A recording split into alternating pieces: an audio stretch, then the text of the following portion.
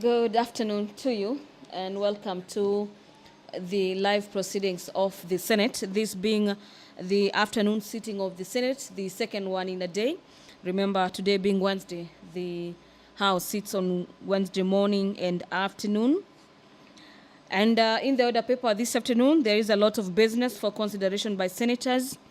And allow me to take you through the highlights in the order of business this afternoon, where the House will be considering the Konza Technopolis Bill. This is Senate Bill number 2 of the year 2023 by nominated Senator Gloria Orwoba. Also, this afternoon, the Senate is also set to consider the Persons with Disability Bill, this being Senate Bills number 7 of the year 2023, equally by another nominated senator, Senator Crystal Sige. The senators are set to resume debate on this particular bill and thereafter proceed to division, where senators are set to vote on this particular bill. After consideration of the Konza Technopolis Bill and the Persons with Disability Bills, the Senate will then retreat into the Committee of the Whole, where under this category, the House will consider the Natural Resources Benefit Sharing Bill. This is Senate Bill number 6 of the year 2022 by Senator Danson Mungatana. This particular bill by Senator Mungatana seeks to enhance the matters to do with the establishment and management of the Benefit Sharing Authority. This particular authority will be charged with a couple of functions, and to just take you through some of them is the coordination and preparation of benefit sharing agreements between an affected county and an affected entity. The authority will also be required to review, where appropriate, and determine royalties payable by an affected entity engaged in natural resource exploitation. This particular authority will further oversee the administration of funds set aside by the community projects to be implemented under the benefit sharing agreement.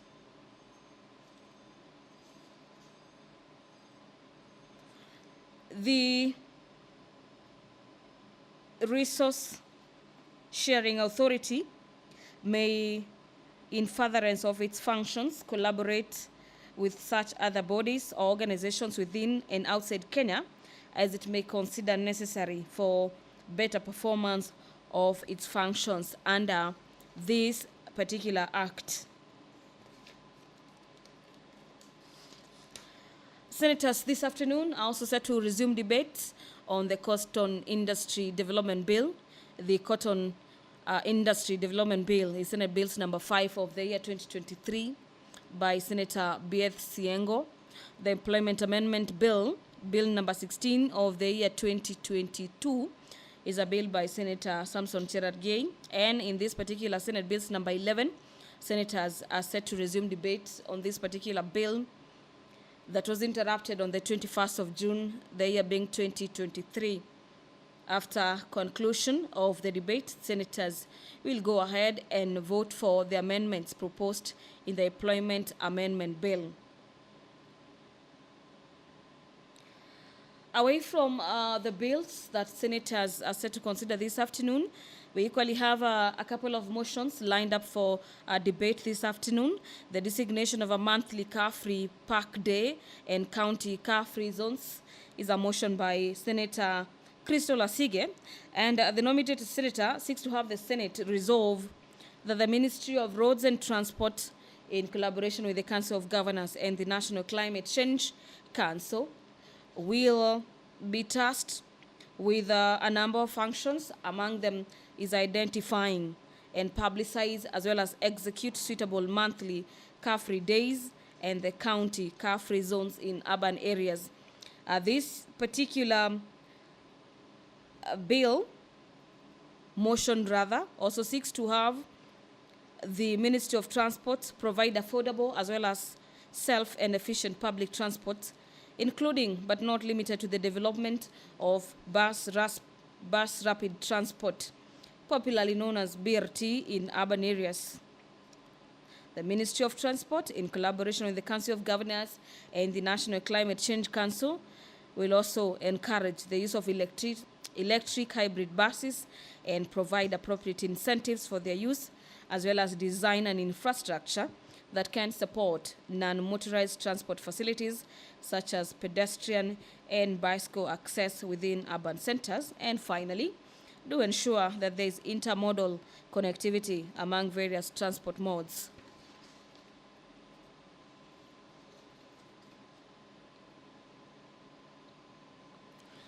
The adoption of the report of the Standing Committee on Matters Health on the death of the late Edward Otieno Onyango due to alleged medical negligence is another motion the senators are set to consider this afternoon. And this particular motion is by the chairperson, Standing Committee on Health, that the Senate adopts the report of the Standing Committee on Health on its inquiry into the death of the late Edward Otieno Onyango due to alleged medical negligence. The Committee on Health laid its report on the table of the House on Wednesday, the 31st of May, the year is 2023. The nominated senator, Senator Catherine Muma, has a motion on the development of a policy and law for social risk management in infrastructure development projects in Kenya. In this particular motion, Senator Catherine Muma seeks to have the Senate resolve that the national government do develop a social risk management policy that do outline the standards, the guidelines, and procedures for guiding infrastructure and other development projects. This is both at the national and the county governments. Secondly, that the national executive establishes an independent multi-sectoral agency under the authority of the Cabinet Secretary in charge of social security and protection. And this particular authority will design a mechanism that can factor in the inclusion of social impact assessment standards and also monitor their implementation in infrastructure and other development projects in Kenya. Today in the afternoon, it appears that it is a order paper full of motions. Other motions set for deliberations this afternoon is the adoption of the report of the Standing Committee on Matters Health into the death of the late Maureen Onyango at Mama Lucy Kibaki Hospital due to alleged medical negligence. This is the second report that will be done by the Committee on Matters Health following a second case that the committee was investigating on matters medical negligence at Mama Lucy Hospital. The committee, chaired by the Senator for Uasin Gishu County, Honorable Jackson Mandago, laid its report on the table of the House on the 31st of May 2023.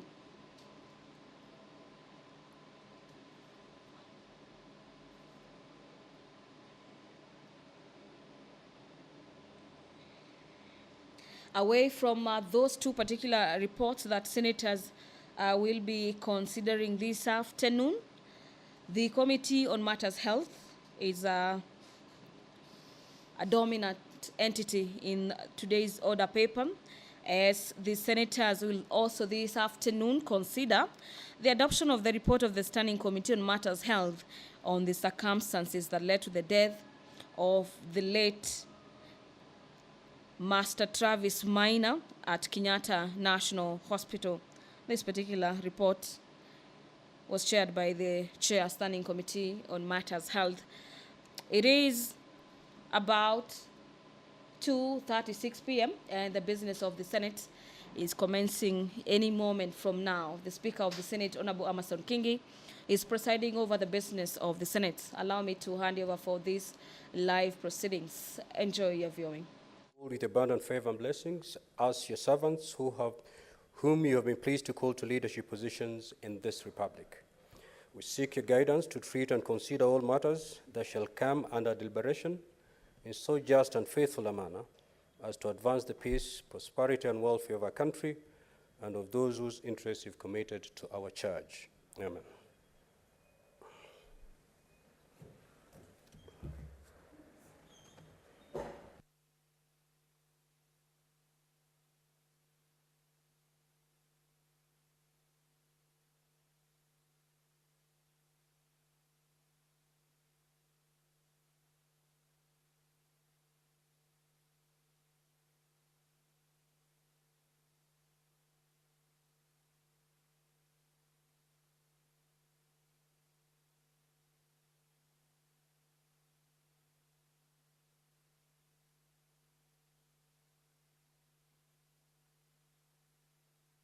Do we have quorum?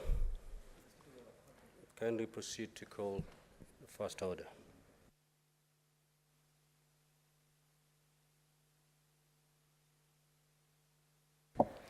Order number 1, administration of oath. Order number 2, communication from the chair.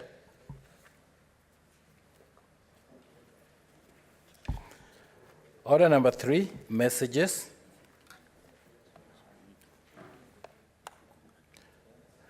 Order number 4, petitions.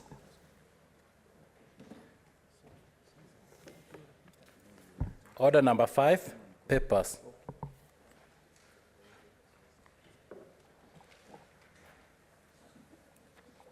Before the majority leader lays the papers, allow me to make the following communication.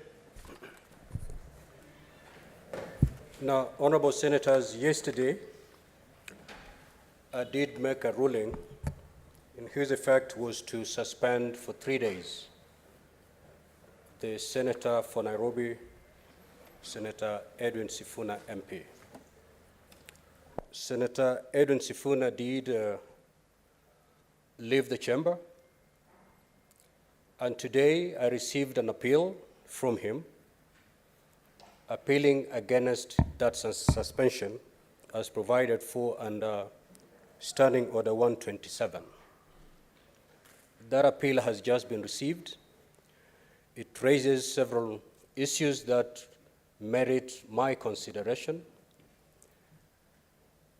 If I'm to act on it expeditiously, the earliest I can give a ruling is tomorrow. At that time, the honorable member will have already served his suspension, and therefore my ruling may not help much. And therefore, pending my consideration of that appeal and rendering my decision on that appeal, I will suspend that suspension that was meted against the honorable member, the senator for Nairobi, so he can join the plenary today, pending the decision that I'll deliver. If indeed I uphold the decision I made yesterday, then the member will proceed to serve the remainder of the suspension. In the event that I vacate my decision, the decision I made yesterday, then the member will proceed to carry out his activities just like any other senator in the House. It is so directed.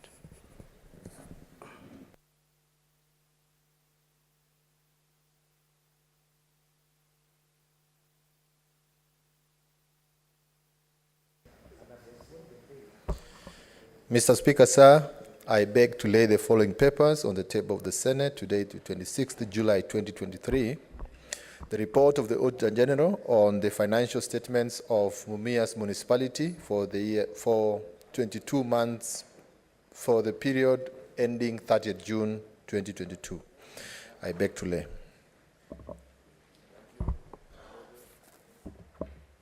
Next order, clerk. Order number 6, notices of motion. Order number 7, questions and statements.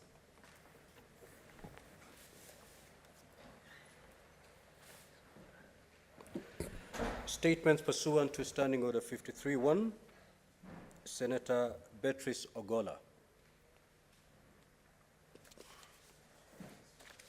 That statement is dropped.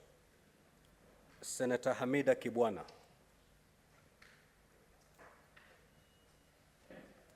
That statement is dropped. Senator Hamida Kibwana had 2 statements.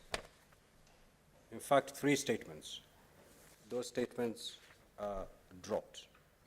Before I move to statements pursuant to Standing Order 56-1, I will allow Senator Chirange to make a statement under Standing Order 52.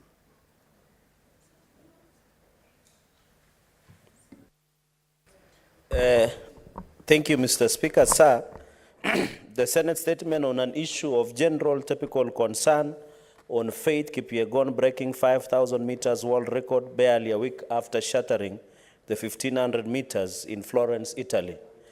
Mr. Speaker, sir, I rise pursuant to Standing Order 52.1 to make a statement on issue of general topical concern and national importance, namely Faith Kipyegon attaining a hat-trick of world records inside 7 weeks by shattering the 1-mile world record in Monaco. Mr. Speaker, sir, Faith Kipyegon once again made history when she broke the world record on the 1-mile race by clocking 4:07.64, shattering a record previously held by Sifan Hassan of 4:12.33 in 2019 in a standing display of dominance, setting a new record barely 7 weeks after breaking the world records in 1,500 meters and 5,000 meters.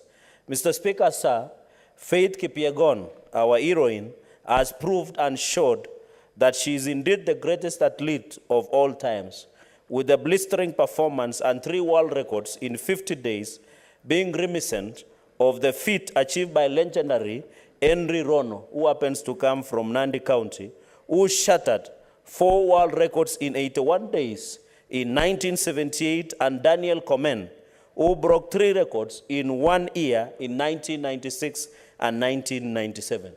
Mr. Speaker, sir, Faith Kipyegon, the legend, being a double Olympic and world champion, have won other world titles while running for the junior team, has shown that resilience, hard work, determination, and focus surely pays. She has been an inspiration, Mr. Speaker, and it's worth to note that she's also a mother. She has been a wife to the upcoming athletes and women in general in Kenya.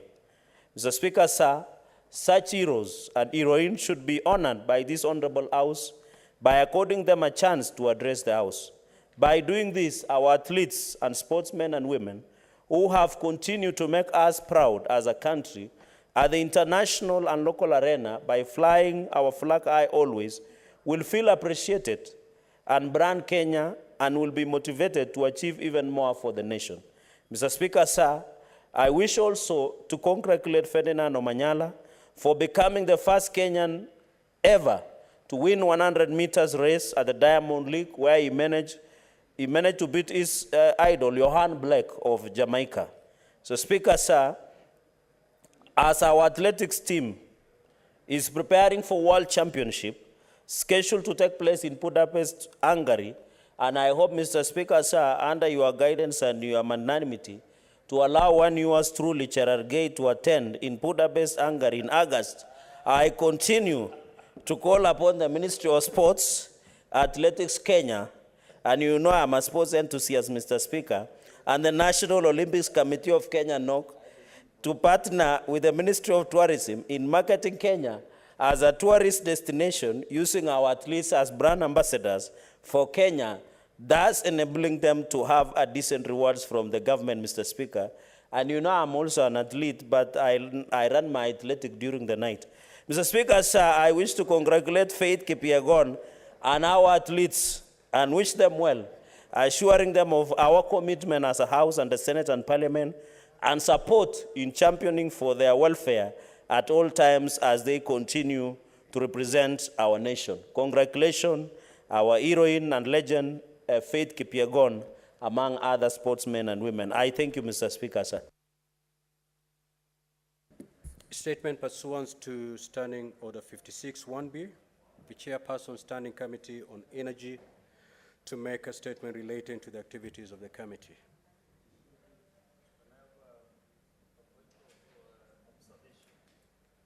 What is your point of observation?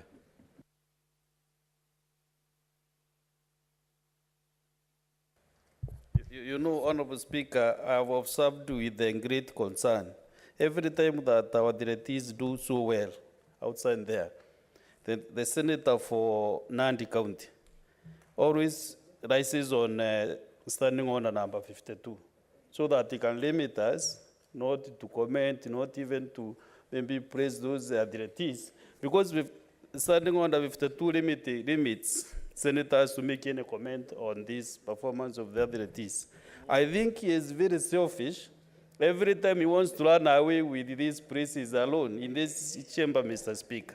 So I want him to reconsider, even coming up with a statement on 53 to the Minister of Sports, to ask how they even welcomed Faith Kipyegon after winning and Omanyara. So next time, I really want to beg you, we want also to participate in congratulating our athletes, our Kenyans, Honorable Speaker. So I think next time, change your tact so that you don't run away with the shoes every time, Senator Cherargei. I also take this opportunity to thank Faith Kipyegon and Omanyara for their brilliant performance in last week's athletics. And Mr. Speaker, if you allow them one day, they can come to the Senate. We celebrate them. We really thank them when they are here. So, Mr. Speaker, thank you very much indeed. In that case, I will allow, pursuant to Standing Order 1, I will allow limited intervention, maybe 3 from the government side and 3 from the opposition side. Senator Cheriot. Thank you, Mr. Speaker. Mr. Speaker, indeed, I agree with the comments, first of all, by Deputy Speaker, on either by design or maybe lack of proper technical advice on the part of Senator Cherargei, that on many occasions we've wanted, Mr. Speaker, to also pass our congratulations to our athletes when they do well and exceptionally well while at that, Mr. Speaker, internationally. And he always brings statements, which is a good thing. But, Mr. Speaker, I just want to point out that I am looking for the minority leader. The reason I'm looking for him, Mr. Speaker, is that the last time we had this discussion, Mr. Speaker, we agreed that under standing order, I don't recall the exact number, but Kenyans who do exceptionally well are allowed to come and allow the privilege of addressing this House. And we were directed actually to jointly invite her with the minority leader. Unfortunately, I know he has been busy on the streets with sufurias in his head, but now that we are back in session, Mr. Speaker, I hope he can find time so that we do these letters and invite people. I also know that in his absence, my good neighbor, the Senator for Nyamira, and I hear Senator Cherargei saying, welcome back to the country. Mr. Speaker, I'm sure you can allow me to pen it together with Senator Okongo Mogeni. Senator Cheriot. Yes. Senator Mogeni would wish to inform you. Oh, yes. I will be more than glad to be informed. You know, Mr. Speaker, this is a man well-traveled. The last week, so I don't mind being involved. You know, Mr. Speaker, the beauty of being a commissioner is that I know the list of the people who have traveled. I can tell when Senator Cheriot was out of the country last. I can say how many times he has traveled. I can tell you where Senator Alwale was last week. So I know these things, but I want to say that. But I just wanted to inform Senator Cheriot that Senator Minority Leader Mazayo is not out there carrying sufurias. He's out there mourning with many Kenyans who have lost their lives due to the brutality, not from you, but from our police officers. So I want you to really empathize. I mean, Senator Cheriot, anything that touches on human rights of Kenyans, Senator Cherargei will tell you. It's something even Senator Lelego here. It's not something we take lightly. We have fought for this democracy for a long time. We disagree. I've sat in this House and seen very heated debate. Senator Murkomen from that end and Senator Orengo from this end. But we all say it's a celebration of the diversity and the democracy that we enjoy as a country. But anything that touches on innocent lives of Kenyans or women, children, being taken away, even if it's your brother or your sister, I will condemn it. So that's why the minority is not here. And we should all speak with one voice. When it comes to police brutality, we should condemn it. You remember what Mzee Haji then as chair of Committee on Security, did when there was a small hint of police trying to brutalize Kenyans, and even our senators, when they arrested Lelegwe, Senator Malala, Mzee Haji summoned the IG here, if you remember. He summoned him to this house, and he said he cannot tolerate any person taking away the life of an innocent person. So that is something that we should all speak with one voice. That's what I wanted to inform you. And I hope you will speak about Moraa.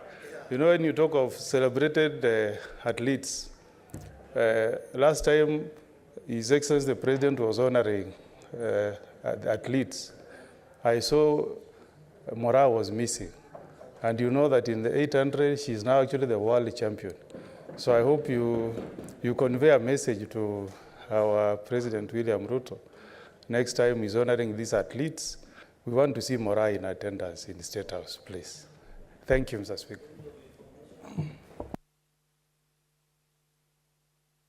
Proceed, Senator, to conclude your remarks. Senator Cherargei is pleading for the floor. I think, Senator Cheriot, you should be well informed enough to conclude your remarks. Do you need more information?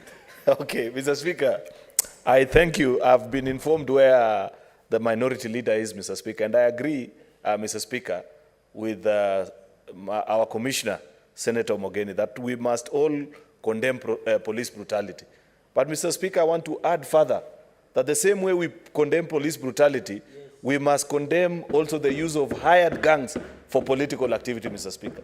As we speak, Mr. Speaker, I want to bring to the attention of Senator Okongo Mogeni that there are more than 100 police officers who are lying in police, at the National Police hospitals and different hospitals in this part of the country. There is one that has lost his life, Mr. Speaker, over attack by gangs. Police are our brothers, they are our fathers, they are our sisters, Mr. Speaker, and therefore, the same way we condemn when people are beaten up, Mr. Speaker, by police, we must equally condemn the gangs that are marauding these streets in the name of bringing down the cost of living, Mr. Speaker, who go on to attack other Kenyans, Mr. Speaker. In the same breath, Senator Kongo Mogeni, you are aware that there is a young boy called Kibagendi who runs a supermarket in Kisii town. You saw what those gangs did to his supermarket, Mr. Speaker. We must equally speak up against those kind of activities and political intolerance. People who are hurt while others are purporting to exercise their political and democratic rights, Mr. Speaker. And therefore, Mr. Speaker, I want to challenge Senator Mogeni that can you please bring up law to this House, because you're senior counsel, you need to guide us, Senator Mogeni, that gives life to Article 37 so that we know how do I demonstrate without interfering with the lives of other Kenyans. Senator Mogeni, you will have done this country great justice, and you will have made use of your title as senior counsel by guiding this House in knowing how do you pick it. You cannot maraud like the devil, wanting to be everywhere and anywhere at the same time and call that demonstration. In fact, Mr. Speaker, you know, in civilized democracies, just as I conclude, because they know that Article 37 is a universal right that we want to enjoy. What is the point of order, Senator Kathuri? Honorable Speaker, you know the mood of this House was to congratulate Faith Kipyegon and Mr. Manyara. But the point of information that you around Senator Mugeni to give has disrupted the flow of those congratulatory messages that senators wanted to give these two Kenyans. So, Mr. Speaker, can you kindly redirect the two minds so that we go back to the track? Thank you, Mr. Speaker. Senator Cheriot, kindly focus on the subject matter.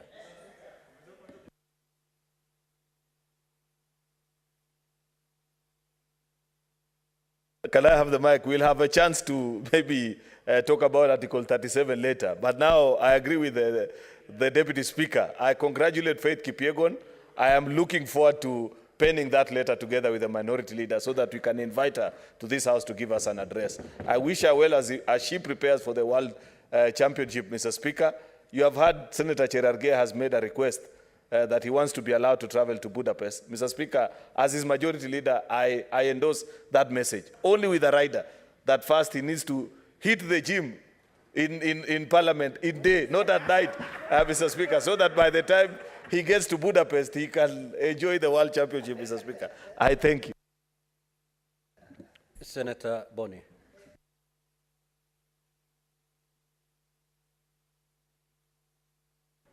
Thank you, Mr. Speaker. I also would like to congratulate these two athletes in line with what the president started last time. He recently congratulated them. In fact, I think this might have contributed to the young lady breaking her own record.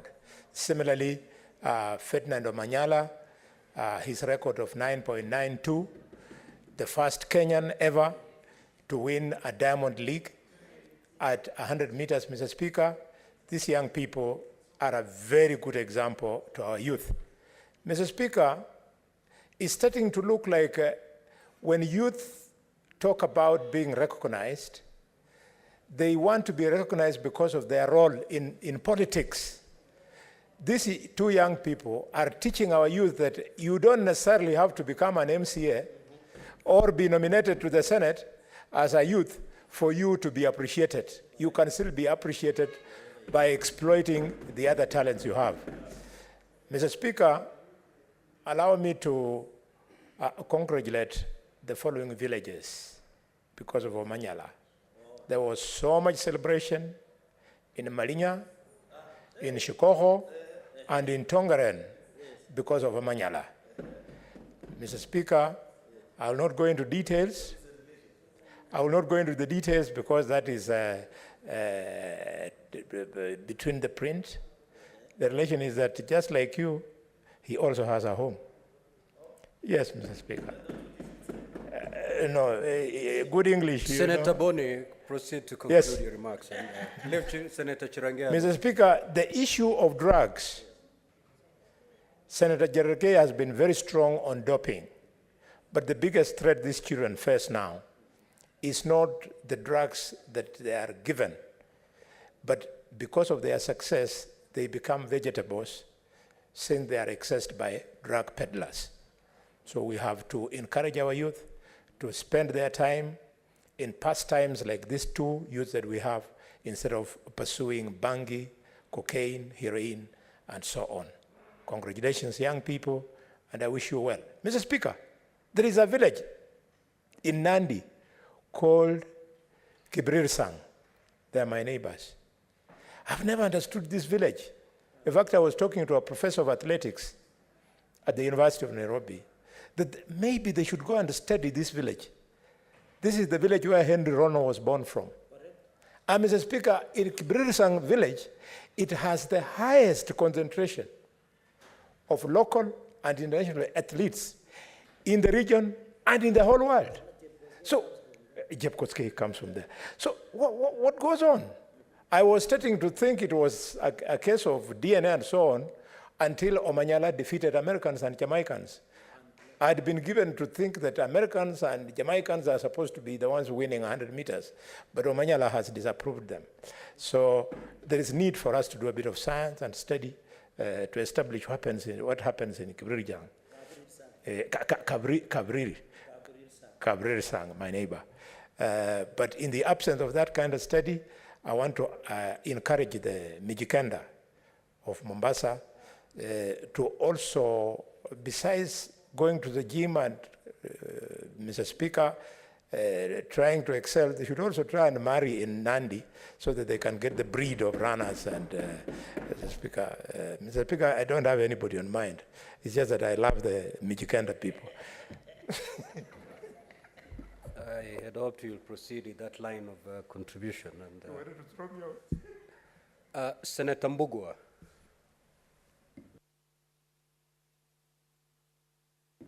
Senator Mugeni.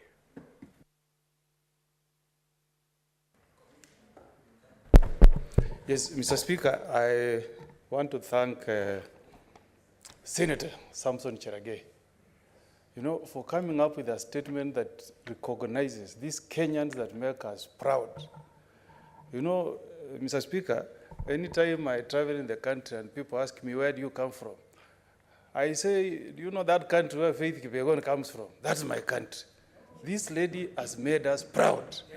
This lady has made us proud. You know, when you tell somebody from a foreign country that you are from Kenya, you speak as if she's our, and I want those foreigners to forgive me. You know, when they asked me, do you know Faith? I say, she's my neighbor. Because they don't know, because I was so proud of that lady. You know, when you break that record, Mr. Speaker, you feel proud. And there's nothing that unifies us as a country more than sports. I'm so proud of this girl. And I can't wait for the day she will be here and address the nation from the Senate. Those are the guys that build the name and reputation of our country, Kenya. If you are watching me, Faith, I'm proud of you.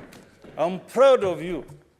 On behalf of all, at least, Mr. Speaker, I want this girl to inspire the upcoming athletes. You know, I was so pained, Mr. Speaker, when the other day I watched the 3,000 steeplechase.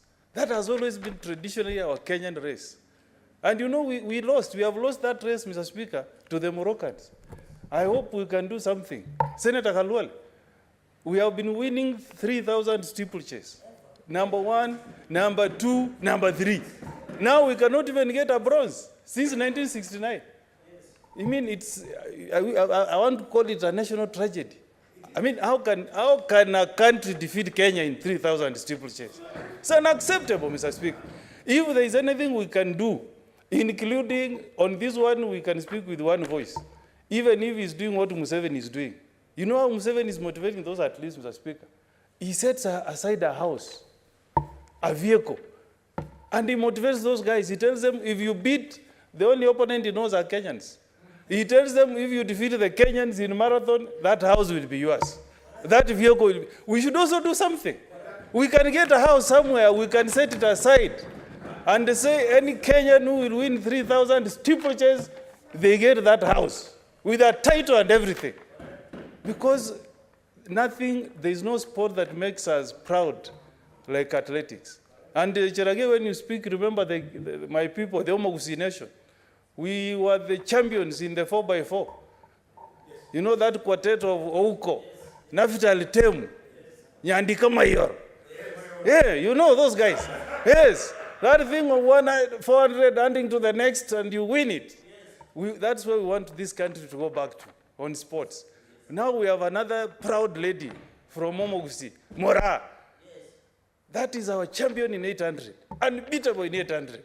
That race of going twice in the field, she's unbeatable. Those are the Kenyans who make us proud. You know, Mr. Speaker, let me make you laugh. When last time we had Kipchoge Classic, I sat somewhere and somebody whispers to me that some old mama and Amze next to me were parents of Omanyala. I pleaded with them to allow me to take a selfie with them. I have a selfie now of the parents of Omanyala in my phone, because those guys make me proud. So, Mr. Speaker, this is a good initiative. Majority leader, minority leader, move with speed. Invite those Kenyans to come here and address the nation. And I want the young children who are watching us, appreciating these Kenyans, to also work hard and bring gold in other races. You can imagine with hard work, Mr. Speaker, it's unbelievable. Now we are able to challenge the Americas in 100 meters. Through this guy called Omanyala. So tell your children to eat ugali. That's what Omanyala eats. And is now, I hope that in the world champions, let's pray for that guy to bring gold to this country. He should bring gold. Halwale. The people of Kakamega, people of Gusii Nation, Rift Valley, everywhere. We pray for that guy to bring gold. So, Mr. Speaker, I'm proud of these Kenyans. They make me proud. They make me feel good. We wish them all the best. Let the government create some incentives so that we see more champions. Faith Kipyegon, I'm proud of you and congratulations. Thank you, Mr. Speaker. Senator Fuller.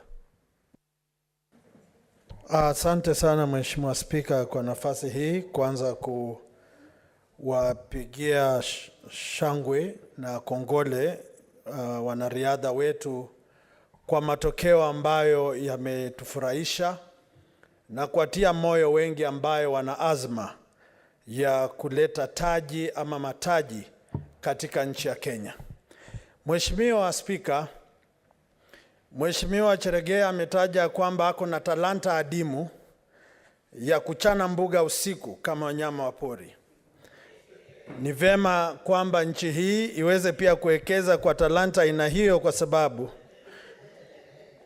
inaweza epusha madhara yanayodhihirika katika barasi za nchi ya Kenya zinazoonekana kwa sababu ya maandamano ya kubeba ala za matumishi ya jikoni.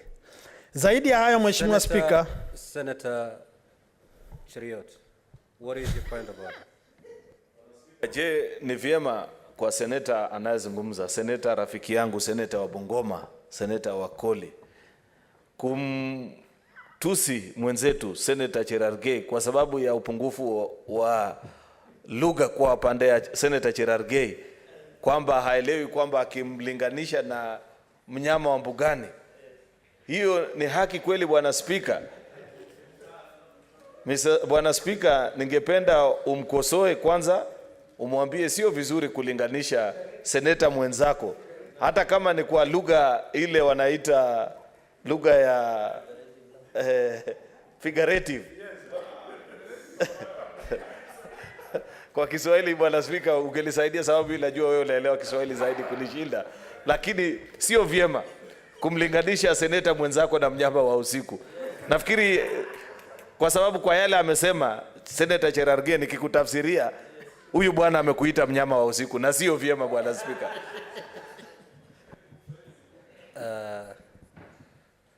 Nafikiri Senator Cheriot, katika lugha ya Kiswahili kuna sehemu inaitwa fasihi, na unaweza kulinganisha ili kupata ufahamu zaidi, na nafikiri hilo ndilo seneta Wakoli amefanya.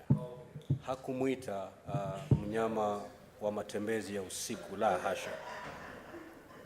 Kwa hivyo sidhani kwamba ameenda kinyume na kanuni zetu za bunge. Seneta Wakoli. Asante Mheshimiwa Spika. Anayotaja kiongozi wa wengi husema aisifuye mvua imemnyea. Mheshimiwa Spika, kuna talanta ama mwanabondia vile vile shupavu hapa Kenya, bondia Wanyonyi, ambaye siku kadhaa zilizopita alikabiliana na mwasimu wake Madonga nguvu kazi, ngumi iliyozaliwa Ukraine. Alicharazwa makonde masumbwi na nguvu za itikadi za Bungoma na maombezi ya Yesu wa Tongaren. Na Mheshimiwa Spika, cha kushangaza, Wanyonyi hakupewa heko, hakushukuriwa.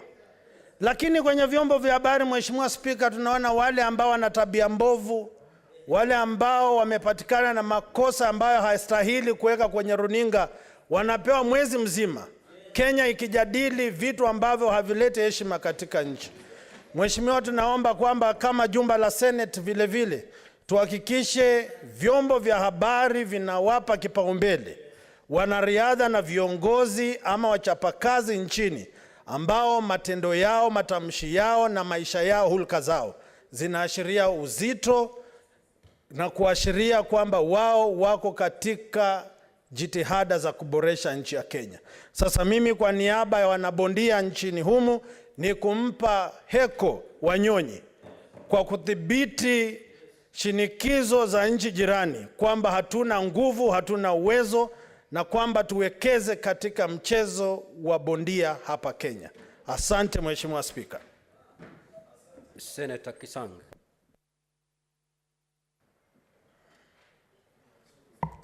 Thank you, Honorable Speaker. Honorable Speaker, I want to thank Senator Cherargei for coming with the statement to congratulate Faith Kipyegon and Omanyala and now Wanyonyi, our sports team, for doing great for this country. Honorable Speaker, Faith Kipyegon has made us proud. Kenya is shining across the world now, and we want to continue and even reward. In fact, somebody said the president of Uganda sets aside a car, a big car, Brado, and a house for those who beat Kenyans. Even Ethiopia also, they reward the athletes very well. So as Kenya, maybe we need to speak to the CS in charge of sports so that we set aside, when we are doing our budget every year, we set aside resources to reward our athletes so that at least we continue making Kenya shine across the world, so that we regain the lost glory on steeplages, because steeplages has been known as a Kenyan sport. In fact, we've never lost it since 1969. It's only that recently now we've started losing, which is unfortunate. And you know, the athletes are demoralized because they see their colleagues from other countries being rewarded, and then we are not rewarding them, Honorable Speaker.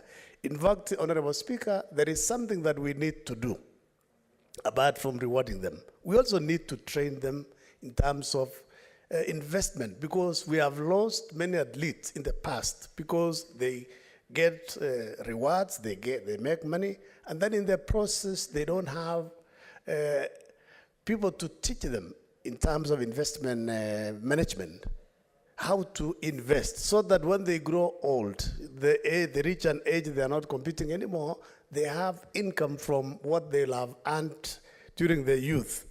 Honorable Speaker, Omanyala also has made us very proud, because 100 meters has never been known as a Kenyan sport.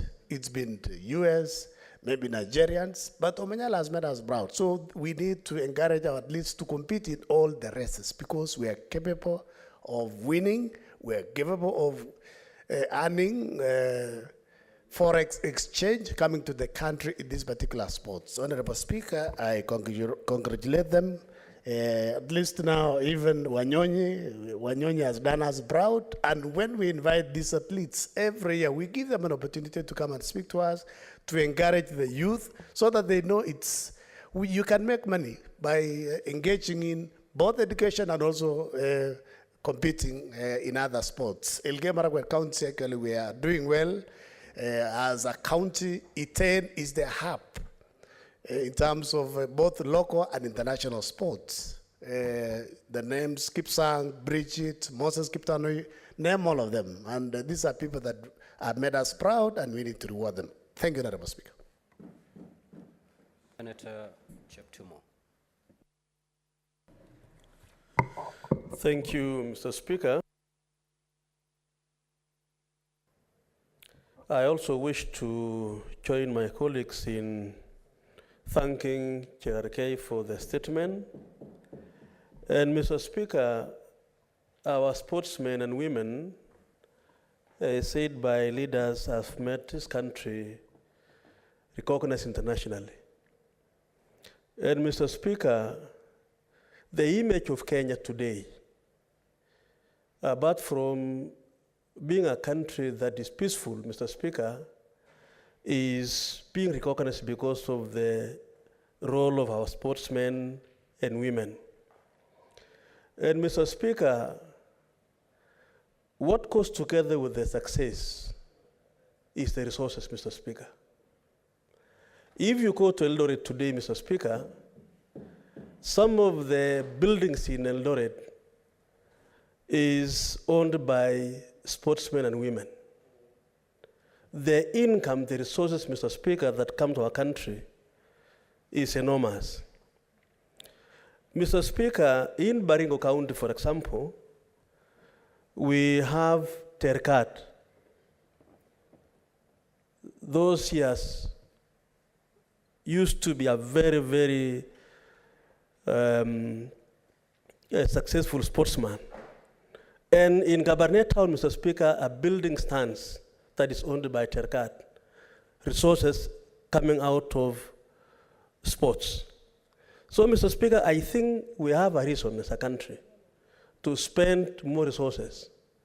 And I'm happy, Mr. Speaker, that the head of state, the president himself, is ahead, leading by example by rewarding recently 5 million to one of our successful sportswoman. And Mr. Speaker, I think if we do this and ensure that the Ministry of Sports, in terms of policy, in terms of resources, Mr. Speaker, we are going to have more Kenyans participating in this, and we are going to even continue to be recognized internationally. Mr. Speaker, employment in this country is becoming a challenge. And I want to encourage our young people, our youth, that if we diversify some of our talents, Mr. Speaker, we are going to earn even much more than if you're to be employed in the formal sector, in formal employment. And so, Mr. Speaker, I think as a country, we want to appreciate these young people, and I want to agree that we want to have them appear before the House, talk to the country, and in so doing, Mr. Speaker, I think they will also encourage the young sportsmen and women in our country. So that, Mr. Speaker, we put sports ahead of us. Mr. Speaker, the policy of the Kenya Kwanza government, as you are aware, Mr. Speaker, is that every county should have a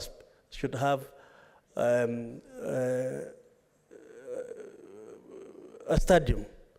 And Mr. Speaker, facilities in our country, I think this is the challenge that we have. So I would like to encourage the Minister of Sports to ensure that that particular chapter on the Kenya Kwanza manifesto on sports is, Mr. Speaker, implemented, so that in those areas where we don't have facilities, Mr. Speaker, we are able to, invest more money, and we have our institutions of training being improved. Finally, Mr. Speaker, if you see the training that goes to this, Mr. Speaker, we really appreciate the young people, the sportsmen and women. But, Mr. Speaker, there's one aspect I want to raise here. The commitment, the sacrifice, the training that goes before they win.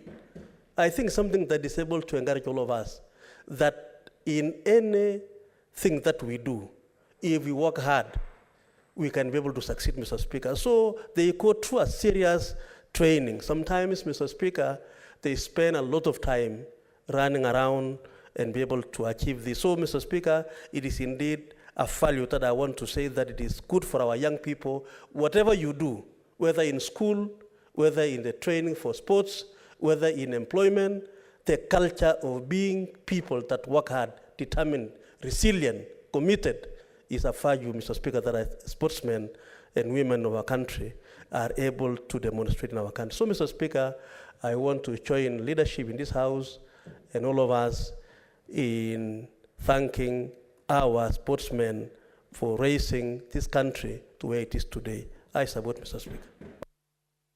Senator Veronica.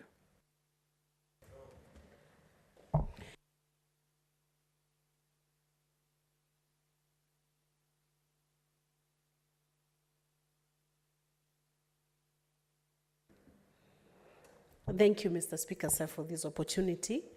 And first, I want to congratulate Faith Kipyegon for leading by being one of the best athletes in this nation, Mr. Speaker. Faith Kipyegon is raised like many girls in this nation. She's raised, she was born in a small village in Keringat, a place called Keringat, Mr. Speaker. And she comes from a family of 9 children. She comes from an ordinary Kenyan family. She has beaten many, many odds to make the achievement that she has made, that the world is so proud of her today. Notably, Mr. Speaker, Faith is a mother. She has, I believe, a 5-year-old and is a married woman. She has shown women that there are no excuses for not being their very best. She has shown young girls that through hard work, sheer determination, effort, courage, focus, that one can rise to become a world champion, Mr. Speaker.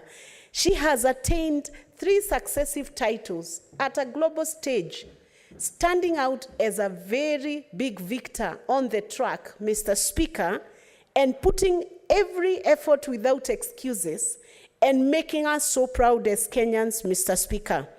Mr. Speaker, when I look at her life, I see reflection of many youths in Kenya, Mr. Speaker, that if all the counties were to encourage the young people, we could have very many Faith Kipyegon's in this nation, Mr. Speaker.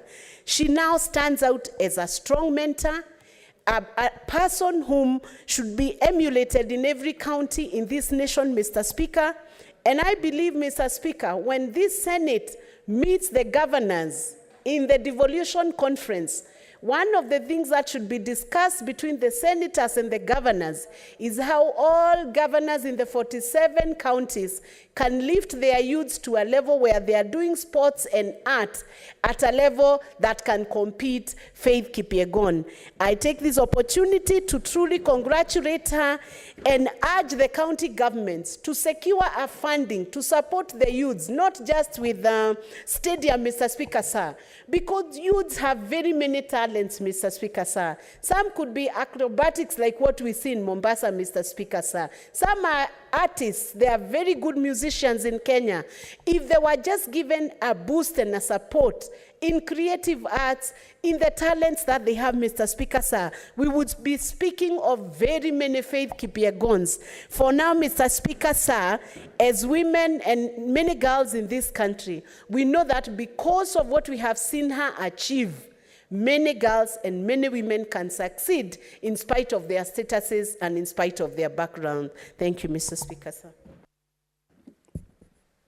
Thank you. Now we move to the statements pursuant to Standing Order 56-1. The Chairperson, Energy.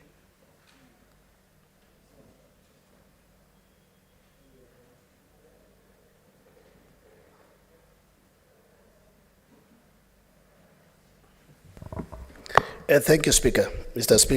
Speaker, I'm the Vice Chair of Energy Committee. Mr. Speaker, I beg to give a statement for the period commencing 1st of April 2023 to 30th June 2023.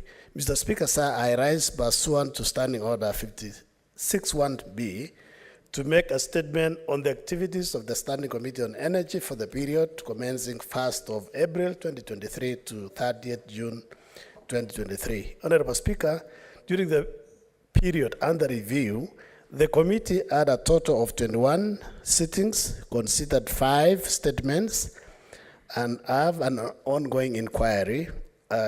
Honorable Speaker, the committee also considered 2 legislative proposals. Mr. Speaker, the legislative proposal considered by the committee include the local content bill, which is before the committee, and an amendment to the Energy Act. The Local Content Bill 2023 aims to create a comprehensive legal framework that will fully enhance local content in Kenya. The amendment to the Energy Act seeks to provide transparency in energy purchasing agreements, what we call PPAs.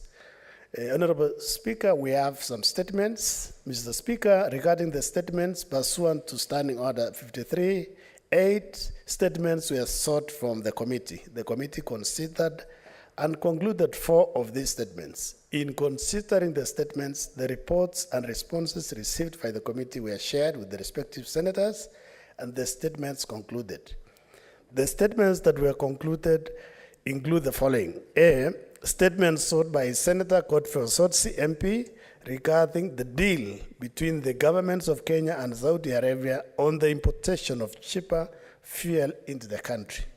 B, statement sought by Senator Mwenda Kataya MP regarding the connection of electricity in Tharaka County. C, statement sought by Senator Samson Cherargei MP regarding the fuel subsidy program.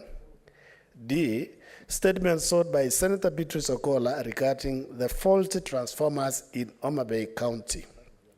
Mr. Speaker, the pending statements are as follows. A, the statement sought by Senator Enoch Wambua MP regarding last mile connectivity in public schools. The committee has written to the CS in charge of Ministry of Energy and Petroleum seeking a response. B, statement sought by Senator Amida Kibwana, MB, regarding the proposed energy tariffs applicable from 2022 to 2026. The committee has also written to the CS in charge of energy and petroleum, and we are awaiting responses. C, statement sought by Senator Alexander Mundigi, MP, regarding the national power outage that was there some time back. The committee also has written to the CS, and we are awaiting responses, Honorable Speaker. D, statement sought by Senator Joe Nyotu, MP, regarding the status of the last mile project in Murang'a County. We still await responses, Honorable Speaker, from the CS. Honorable Speaker C, on the inquiry. Mr. Speaker, the committee has been conducting an inquiry into the high cost of electricity in the country.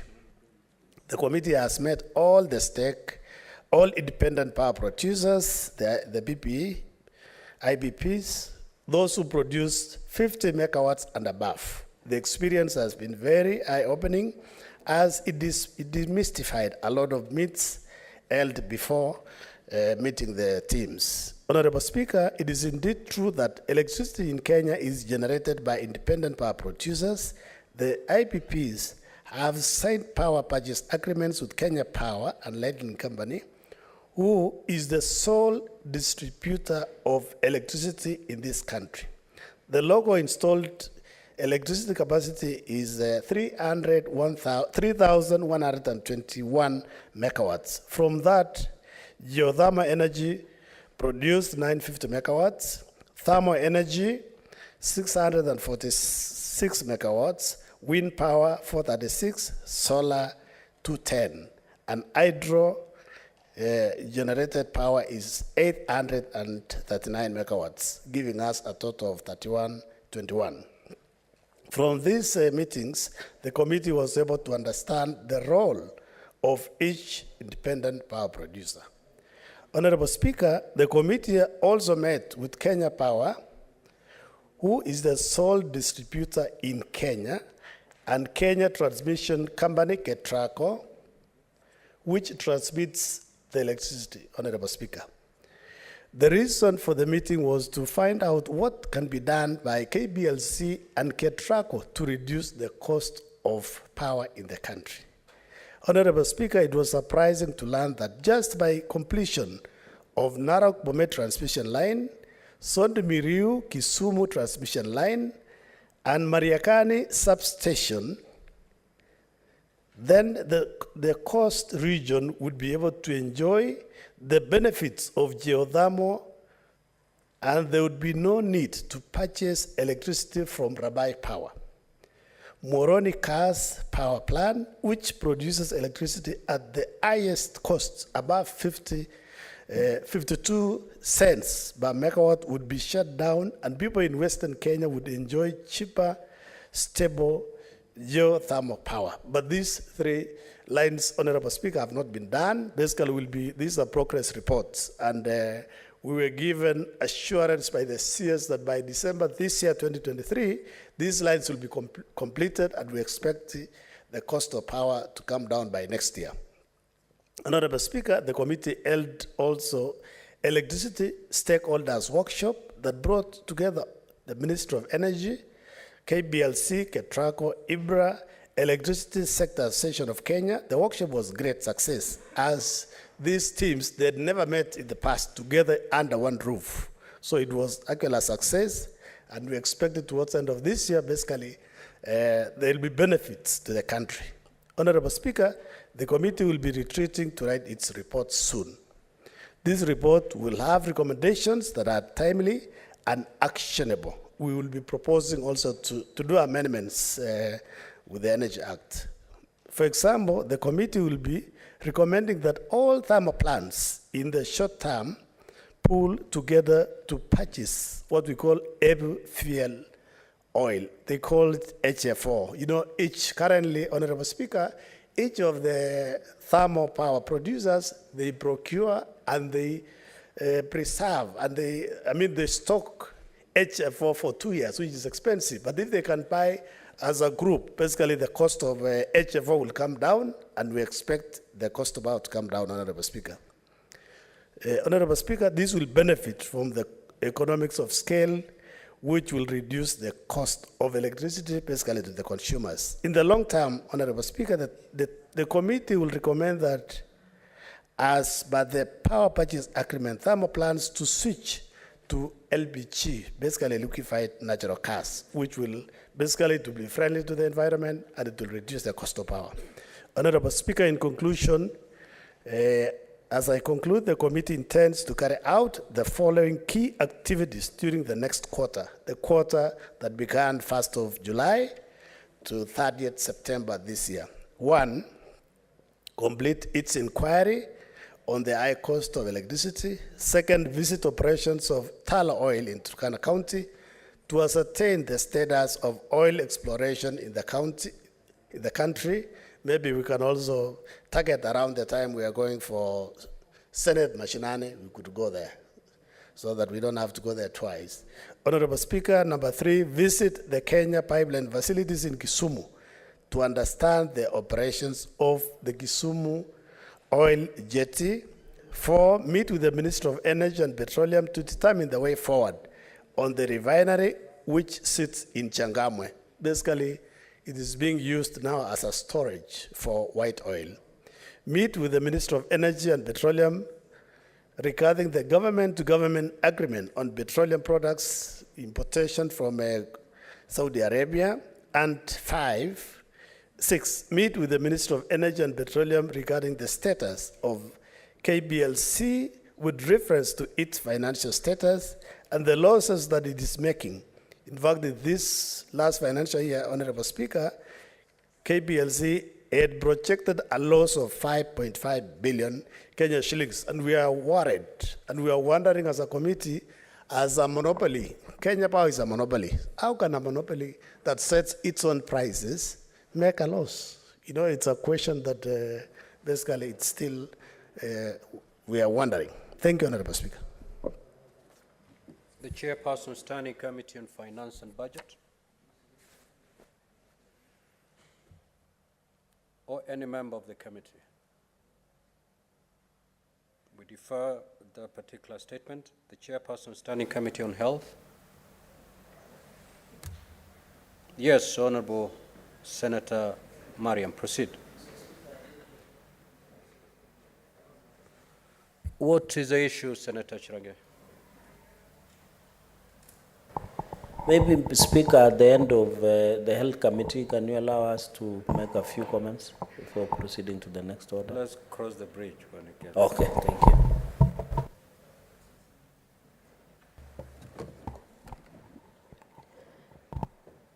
Thank you, Mr. Speaker.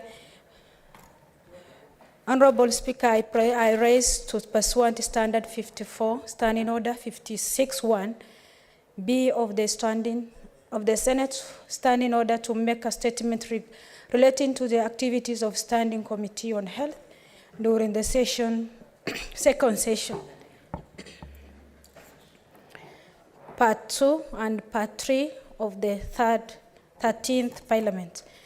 Honorable Speaker, Standing Committee on Health established under Standing Order 2283 of the Senate Standing Order is mandated to consider all matters related to the medical service, public health and sanitation.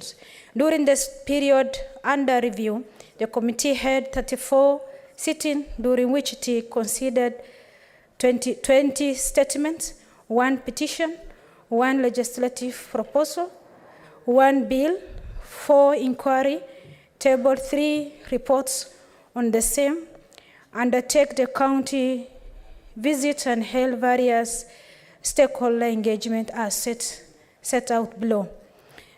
1A, legislative proposal. Honorable Speaker, during the period under review, the committee undertook pre-publication scrutiny of E-Health Bill 2023, sponsored by Senator Hamida Kibwana MP, and recommended that it is proceed for the publication with amendments.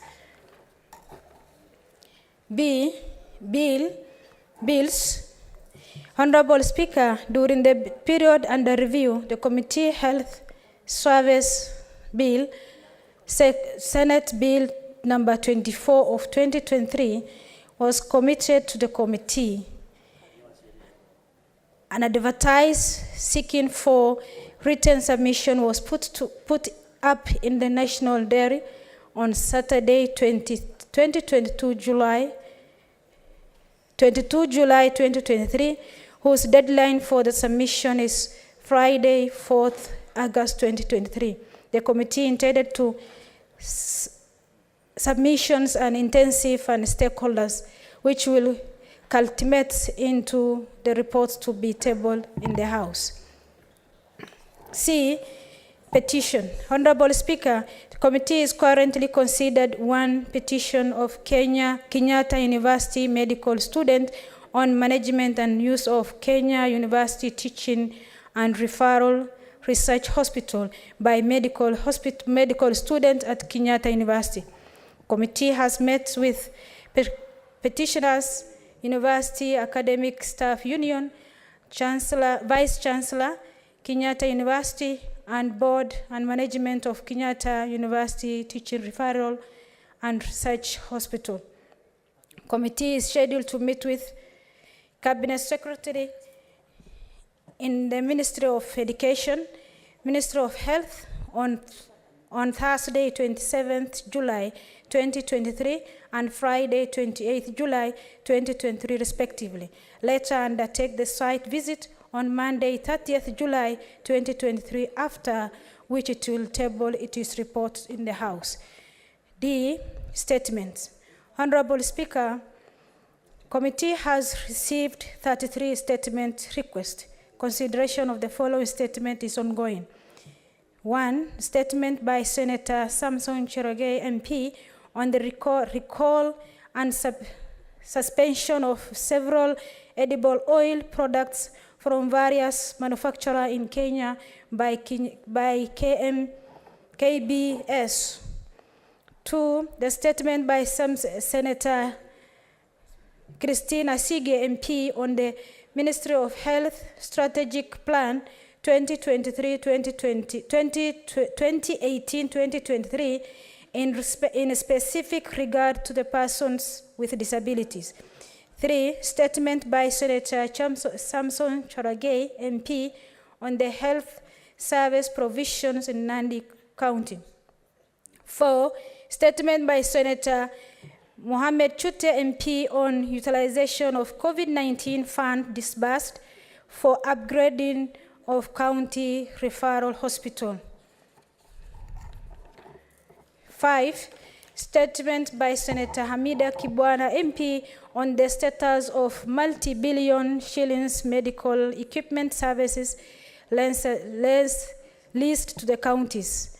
6, statement by Senator James Murango MP on circumstances surrounding amputation of baby Ridwan Yasir Noor's finger in Kirogoya County Referral Hospital. 7, statement by Senator James Murango MP on the delay construction of the Kenya Medical Research Institute Wamumi Station in Wema West in Kirinyaga County. 8, statement by Senator Mohamed Said Tute MP on operationalization of National Health Insurance Fund covered in Marsabit County. 9, statement by Senator Mohamed Chute from the Standing Committee on Health on the status of construction of a level 4 hospital in Sololo Town, Marsabit County. 10, statement by Senator Mohamed Said Chute from the Standing Committee on Health on the status of construction of Medical Training College in Sako constituency, Marsabit County. 11, statement by Senator Edward Funa MP concerning illegal alleged plan by the Ministry of Health to restrict Kenya health workers from seeking jobs abroad. 12, statement by Senator Hamida Kibwana MP on crisis of unemployment Kenyan doctors and influence of Cuban doctors in Kenya's healthcare system. 13, statement by Senator Mohamed Chute MP on status of operations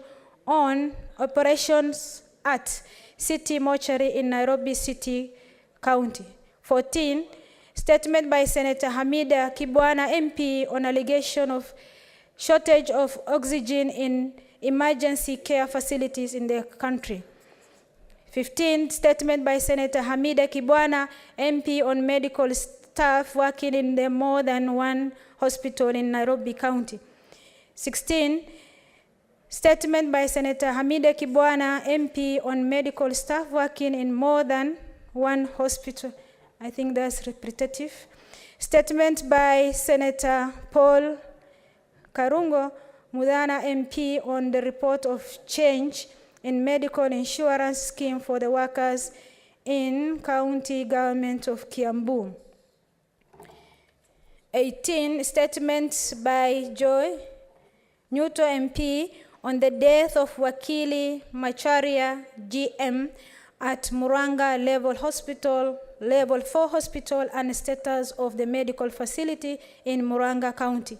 19, statement by Senator Richard Onyonka MP on the status of operation at Kisii Teaching and Referral Hospital.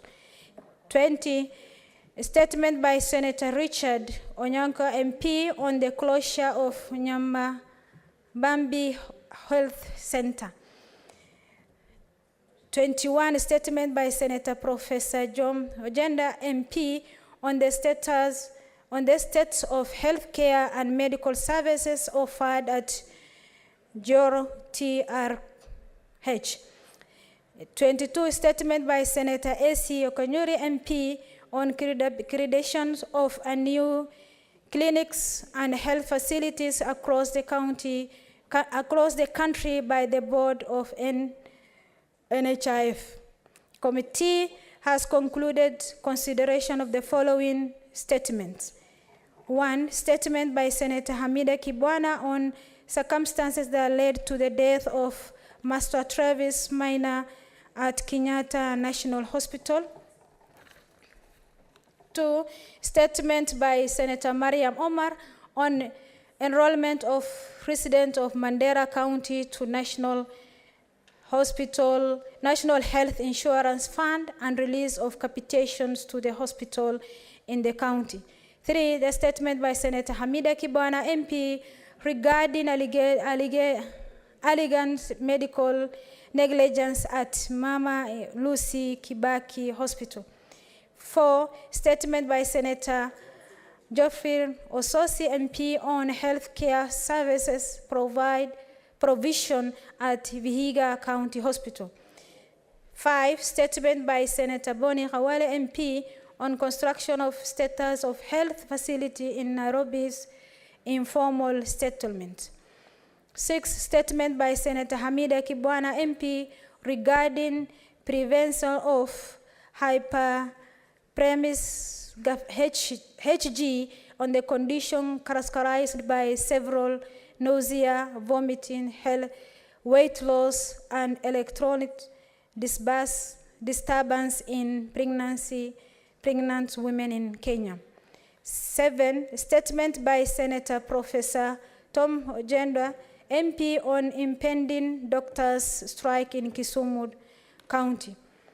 8, statement by Senator Professor Tom Ojenda MP on the state of affairs at the Hero Sub-County Hospital.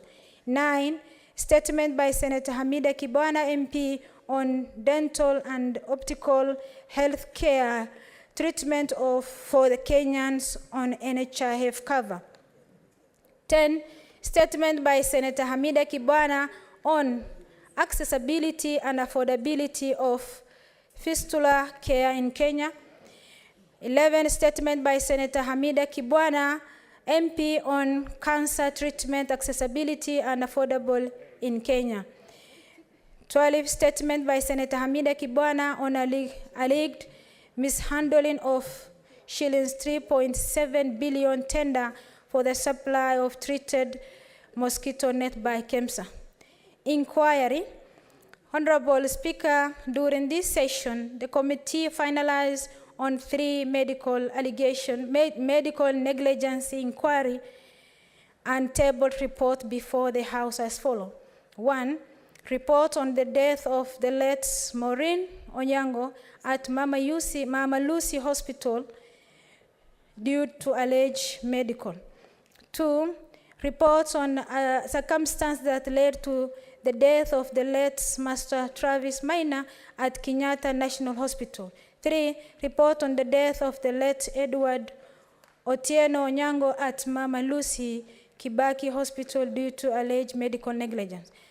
Honorable Speaker, committee is also currently conducting an inquiry into alleged irregularities in procurement of a long-lasting insecticide nets at Kenya Medical Supply Authority, KEMSA. In this regard, so far, the committee met and received several witness statements, submission, which will vary informative, and the committee will schedule the meeting with the Cabinet Secretary, the Ministry of Health on 28th July 2023. Thereafter, the committee will retreat to compile, consider, and adopt the reports for the tabling before the House. County visit. Honorable Speaker, during the period in question, committee undertook inspection tour of 3 counties as follows. A, Vihiga County; B, Kisumu; C, Muranga County. Reports on the said visit will soon be tabled in the House. Stakeholder engagements and workshops. Honorable Speaker, the committee has also prioritized engagement with its key stakeholders on legislative and other business under consideration of the committee. To this end, the committee has participated in external stakeholder engagement as follows. 1, first Public Health International Conference from 2nd to 5th April 2023 in Mombasa County. Secondly, meeting with Institute of Public Finance on 29th May 2023. 3, the meeting with International Commission of Justice on 12th May 2023 in Nairobi. 4, first Health Caucus meeting with Chairperson of Health Committee of the County Assemblies from 8th to 9th June 2023. 5, Kenya National Health Finance Dialogue on 26 June 2023. And meeting with ESCC on enhancing the public-private collaboration to prevent corruption in Kenya health sector on 20th July 2023. Honorable Speaker, the committee further undertook its inductions and working plan retreat within the month of April, and during the meeting, the committee met with its key stakeholders, both from government and non-state actor. Conclusion, Mr. Speaker, I wish to thank your office for support accorded to the committee in undertaking its work. I also wish to acknowledge the Secretariat support that committee has received from the Office of the Clerk. Lastly, I wish to commend the members of the committee for their commitments and diligence and dedications to the work and the mandate of the committee. Thank you. The Chairperson, Standing Committee on Finance and Budget.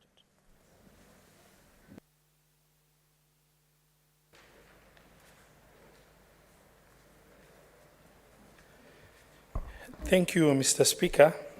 This is a report for the Committee of Finance and Budget for the period commencing 1st of April to 30th of June 2023. Mr. Speaker, sir, I rise pursuant to Standing Order number 56-1B of the Senate Standing Orders to make a statement on the activities of Standing Committee on Finance and Budget for the period commencing 1st of April to 30th of June 2023. Mr. Speaker, sir, during the period under review, the committee held a total of 37 meetings.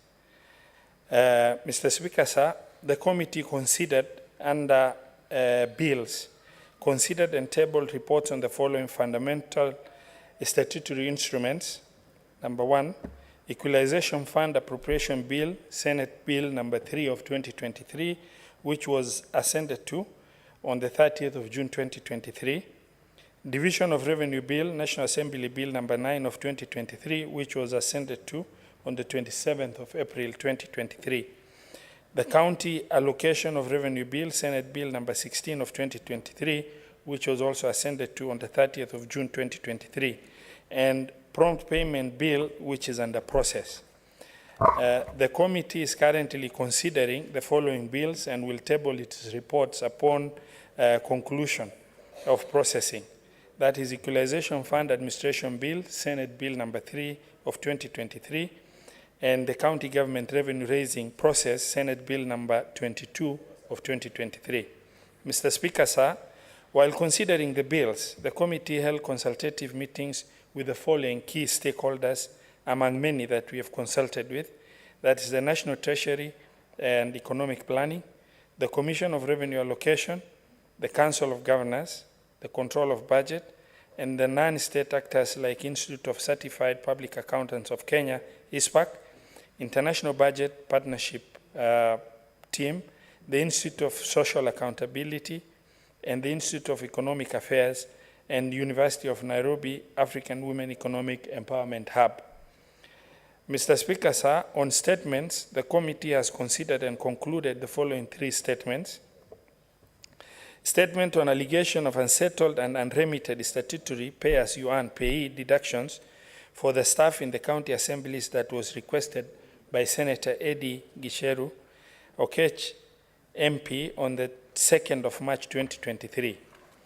A statement on Kenya Revenue Authority Kenya Revenue Authority is moved to suspend tax relief funds, exemptions, waivers, and abandonment with immediate effect that affected the persons living with disabilities, which was requested by Senator Crystal Asigi, MP, on the 7th of March 2023. And the statement concerning disbursement of funds to county government that was sought by Senator Godfrey Osoti, MP, on Thursday, 28th of March 2023. Mr. Speaker, sir, the committee has received and considered responses on a number of statements. However, the responses were found inadequate, and thus the committee resolved to invite the relevant institutions to a meeting to provide further clarification. These statements are statement on the status of pending bills in Kakamega County by Senator Dr. Boni Kalwale, CBS MP, the statement on status of pending bills in Kisii County and county government, Kisii County, which was sought by Senator Richard Onyonka, MP, statement regarding the status of Kenya Revenue Authority, KRA collections, that was requested by Senator Enoch Wambua, MP, the statement on reintroduction of bank charges on mobile wallets that was requested by Senator Samson Cherargei, MP, and statement concerning claims of fraudulent activities involving various banks that was requested by Senator Maureen Tabitha, MP, and statement concerning alleged predatory asset-based lending by microfinance institutions in Kenya that was requested by Senator Eddie Okech, MP. Mr. Speaker, sir, committee is in the process of scheduling meetings to deliberate on the responses received for the following statements. Statement concerning claims of disposal of state-owned entities through privatization without the approval of Parliament sought by Senator Hamida Kibwana MP. Statement concerning the readiness of uptake of Green Climate Fund capacity building program for legislators in Kenya sought by Senator Hamida Kibwana MP. Statement concerning delays in disbursement of exchequer releases to counties and reports of hacking of the integrated financial management system by Senator Fatuma Dulo MP. A statement on reduction of salaries and allowances for the MCAs in the financial year 2022-2023 by Senator Samson Cherargei MP. A statement regarding the utilization of equalization fund in the county government of Taita Taveta requested by Senator Mwaruma MP, and statement concerning review of salaries, benefits, and allowances for judges and magistrates requested by Senator Samson Cherargei MP. Mr. Speaker, sir, the committee has also requested for responses from the relevant institutions on the following statements. Statement concerning claims of economic crisis in the country by Senator Richard Onyonka, MP. A statement regarding withholding VAT obligation on petroleum products and its impact on business by Senator Hamida Kibwana, MP. A statement on status of the 16 billion pending bills by the Nairobi Metropolitan Services requested by Dr. Boni Kalwale, CBS MP. A statement concerning the status of pending bills in Kisumu County requested by Senator Professor Tom Ojienda MP, and statement regarding pending bills in Wajir County sought by Senator Abbas Mohammed MP. On issues of petitions before the committee, Mr. Speaker, sir, the committee is currently considering a petition on regulation of credit profession by CCP Mokaya Magembe Bernard, Council of Institute of Credit Management, Kenya, that was committed to the committee on 23rd May 2023. The committee held a consultative meeting with the petitioner. Further, the committee resolved to invite the governor of CBK to a consultative meeting to deliberate on the matter. However, upon the invitation by the committee on the different matter, the governor of CBK, via a letter dated 11 July 2023, requested for more time to allow for briefing and familiarization with various matters of central bank appearing before the committee as he was newly appointed. The committee considered and acceded to the request of the governor of CBK. The committee resolved to invite the governor in the month of August. On the issues of legislative proposal considered by the committee, Mr. Speaker, sir, the committee carried out pre-publication scrutiny, examined the following legislative proposals, and submitted its comments to the Speaker pursuant to Standing Order 131-1B of the Standing Orders. 1. Public Finance Management Act Amendment by Senator Hamida Kibwana, MP. Public Procurement and Disposal Act Amendment by Senator George Mbugua, MP. Insolvency Act Amendment by Senator Maureen Tabitha Mutinda, MP, and the County Public Finance Laws Amendment Bill 2023 by Senator Kathuri Murungi, MP. Mr. Speaker, sir, on activities for the committee in the next quarter, Mr. Speaker, sir, the committee is scheduled to consider the following business in the next quarter. Consideration of the county government cash disbursement schedule, equitable share for financial year 2023-2024, Equalization Fund Appropriation Bill for the financial year 2023-2024, follow-up on the implementation of projects funded through the conditional grant on supplement of construction of county headquarters as requested by the Council of Governors, the county government revenue raising process, Senate Bill number 22 of 2023, petition on regulation of credit professional practitioners, and finally, consideration of Public Finance Management Amended Bill, National Assembly Bill number 16 of 2023. Mr. Speaker, sir, I thank you. Before I allow the clerk to call the next order. Pursuant to Standing Order 45-2, I will proceed to rearrange the sequence of today's order paper. We will defer order number 8 all the way to 14 and proceed from order 15 onwards. Clerk, call the next order. Yes, what is your point of order? Mr. Speaker, I rise in accordance to Standing Order number 56-3 that the Speaker may allow comments or observations in relation to the report tabled under paragraph 1B for not more than 20 minutes. So we want to beg your indulgence, Mr. Speaker, that having listened to all the 3 reports, it was our understanding that perhaps we'll be allowed to make a few comments on these reports. We beg your indulgence, Speaker. Yes, Senator Cheriot, you know you cannot stand on a point of order on that particular matter because whom do you want to call to order? Is it the chair? I will proceed to allow, before the clerk call the next order, I will allow limited intervention of these 3 statements.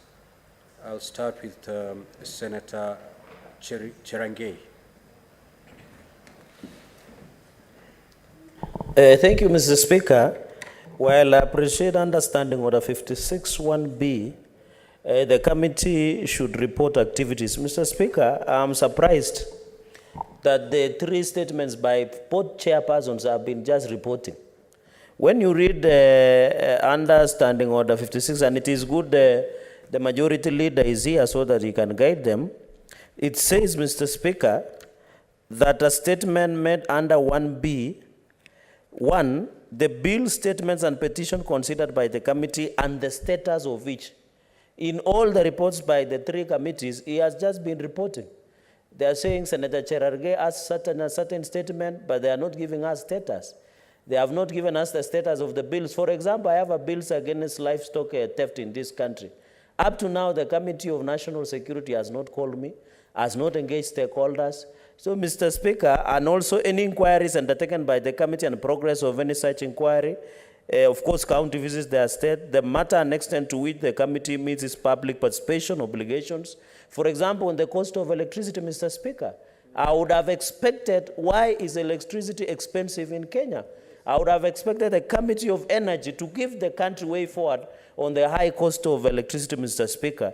Even on the status of health in my county, there is no pragmatic feedback, almost 1 month, Mr. Speaker. And then finally it says, the status of implementation of resolution of the Senate relating to matters within the mandate of the committee. Mr. Speaker, I'm disappointed by the reports by the 3 committees. It is just reporting. There is no status, which violates our standing order number 56. I want to urge Majority Leader and the whip and the liaison chaired by the deputy to be more serious, Mr. Speaker.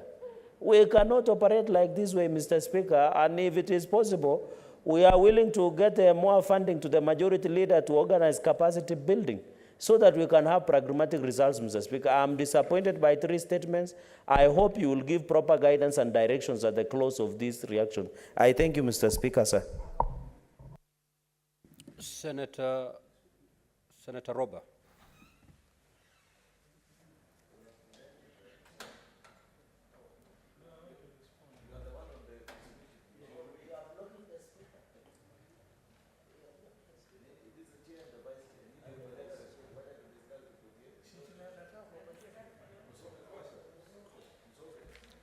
Okay. Senator Roba, I hope. Thank you. I do will not intend to go through again that report. No, I don't. Proceed.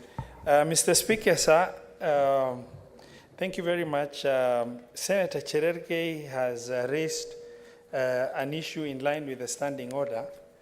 However, in the report of the Standing Committee on Finance and Budget, we have structured the report because of the limited time we have in terms of what is executed to conclusion, which we've discussed bills that have been processed to logical conclusion, which are now acts of parliament. Likewise, on statements that are sought, we have discussed statements that have been processed and concluded with the honorable senators who've raised the statements advised appropriately as shared in the report in line with the standing orders just discussed by my colleague Senator Cherargei. On the statements that we have processed and we've received responses, and even from the committee's interrogation of the responses, we found inadequate. We've structured it as such and advised that these statements are undergoing further review because we've invited the respective respondents to be able to come over and provide further information before we can now pass the information we've received to the respective senators who have raised the statements, Mr. Speaker, sir. And Mr. Speaker, sir, on also the issues that relates to petitions, we've discussed the progress so far of what we have done. I do not know whether honorable colleague has managed to interrogate the report as shared, but I want to invite him to go through the report, and maybe he will be able to see exactly what he has shared in the standing order as requirement for the report has been met by this report as shared. Thank you very much, Mr. Speaker. Senator Cheriot. Mr. Speaker, sir, thank you for indulging us and giving us the opportunity to respond or rather give comments or make comments, Mr. Speaker, on the 3 reports that have been tabled by our colleagues who serve as chairpersons of the various committees of this House. Mr. Speaker, I'll be brief and perhaps take you from what Senator Cherargei has said. Mr. Speaker, though I'll be a bit more measured, if I may call it that, Mr. Speaker, I hold the view, I agree with Senator Cherargei in trying to challenge and push our committees to do better, to give us reports that perhaps go over and above the call and the demands of Standing Order number 56. Why do I say so, Mr. Speaker? I say this, Mr. Speaker, because I know the history of how we came up with Standing Order number 56. This is a new Standing Order, Mr. Speaker, recently introduced into the House and even amended further to list the kind of reports that committees need to bring to this House. Previously, Mr. Speaker, there was no such demand placed on our committees. Many times committees will just go about their duties and it will be left to the discussions of the House on how you feel. Do you feel that a certain committee is effectively carrying out its mandate or any other thing, as you may want to imagine, Mr. Speaker?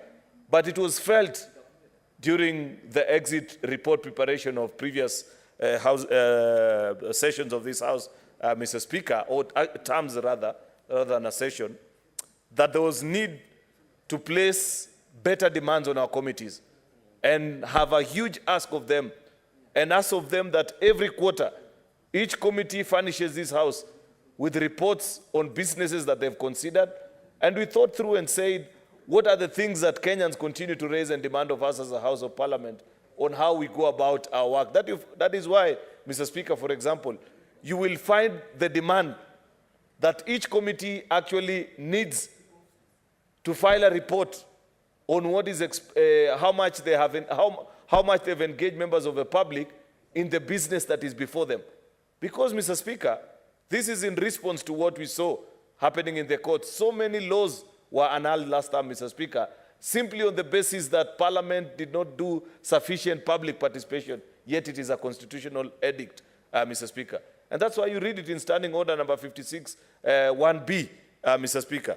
That is just as an example. And therefore, Mr. Speaker, I have keenly listened from yesterday when the various chairpersons began presenting their reports on their performance as a House.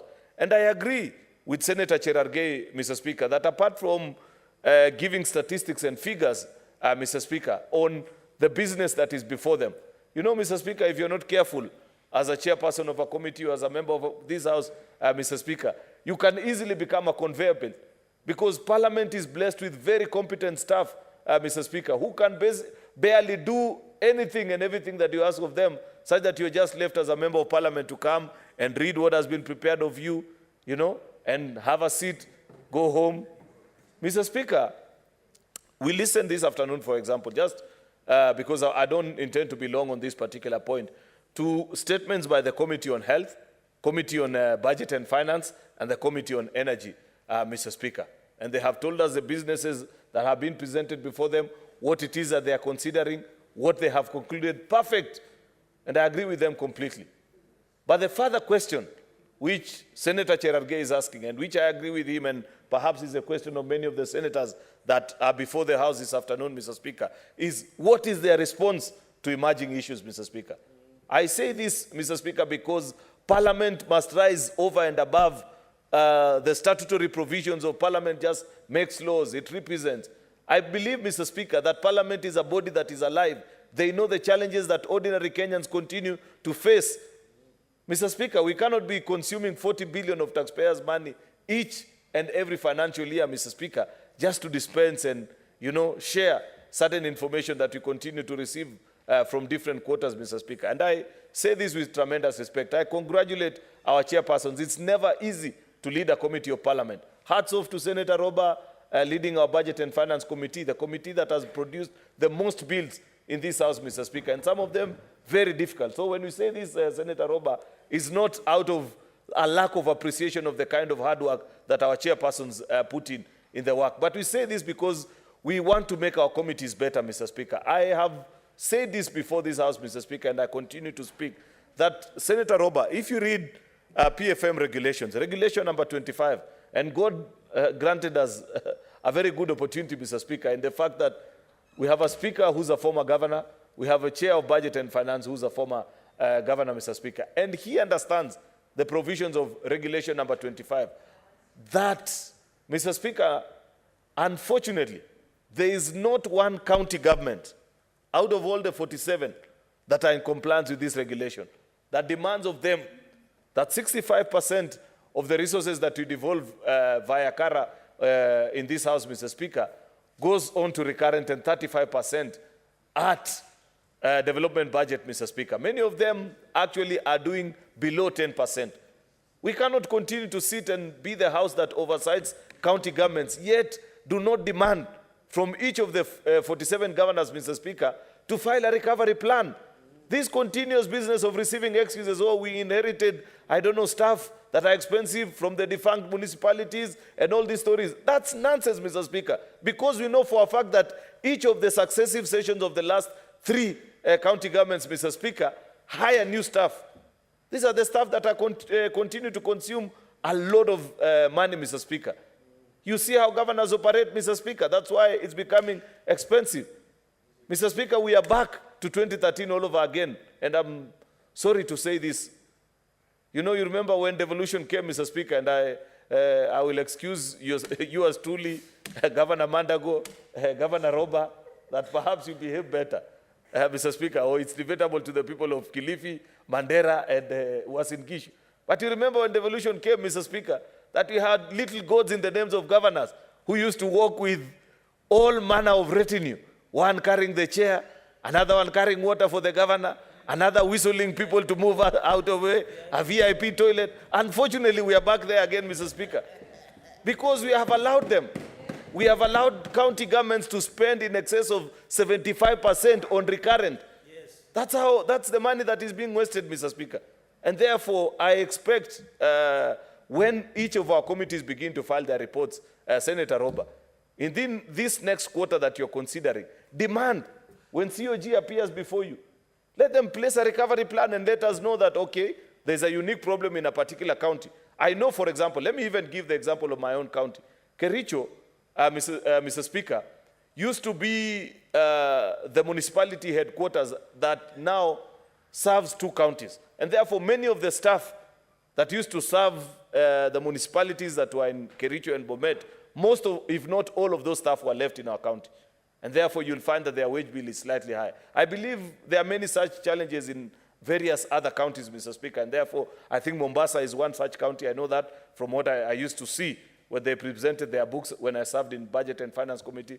But it's not the same for all the 47 counties, Mr. Speaker. Why are counties, Mr. Speaker, some of whom that we are building headquarters for, Mr. Speaker, having more than 75% on their budget going to recurrent, Mr. Speaker, yet they don't have this challenge. And we know for a fact, this, Mr. Speaker, that the biggest headache is on personnel emolument. Who are these that they are paying, that it is consuming, and what is it that they are expending on many of these other charges to the county revenue account. Therefore, Mr. Speaker, those are the demands that you are making of our committees, that come and file with us live issues. Mr. Speaker, Senator Cherargei spoke of something that is going on, a debate that's ongoing in our country, Mr. Speaker, on the cost of electricity. When you listen to the report from the Committee of Energy, it's about we consider this petition, Senator so-and-so brought a question, there is this bill that you are considering, well and good, but I believe leadership is about going over and above the call of duty, Mr. Speaker. We want to hear the report, Mr. Speaker. Senator Wamatinga knows that we've had this discussion so many times, and we have demanded of him that reveal who are these IPP owners, Mr. Speaker, that are so powerful that they sell only 30% of the power that we consume, Mr. Speaker, is from these IPP providers. Yet, when you compare the amount of money that they consume overall, it's close to 60%. They charge hardly what KenGen is producing power for. The independent power producers that have got power purchase agreements with Kenya Power, Mr. Speaker, is almost 300% more expensive. Who are these faceless Kenyans? How privileged are they that they cannot be named? What are these contracts that were signed, Mr. Speaker, and who signed them, that they cannot be revealed in the Houses of Parliament, Mr. Speaker, so that we bring down the cost of power? Those are the issues that are alive before Kenyans. And that's why we included that specific provision of Standing Order number 56(1)B, Mr. Speaker, how much each committee engages the public. I am sure if you go and say, I am a member of the committee, we are here as a Senate Energy Committee, Mr. Speaker, in any village in this republic, you will not get to the second speaker when members of the public begin to speak without being questioned on the cost of power. That's why we put in place that provision, Mr. Speaker, so that Parliament and Senate can be alive to the issues that continue to challenge the people of Kenya. The same can be said. Senator Mandago, you know UHC, and we listened to the report from your Committee on Health, read by your Vice Chair, Senator Mariam Sheikh, Mr. Speaker. Good report, fantastic, on the bills that are being considered, the business that is before them.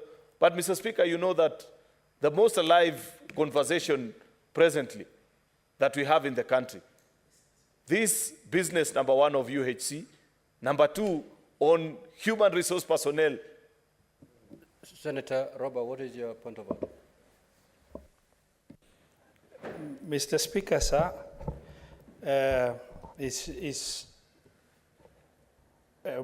you know, in trying to correct my majority leader, I don't know whether it is inappropriate or otherwise, but in line with Standing Order number 56, 1B as well as 2, the issues under question are limited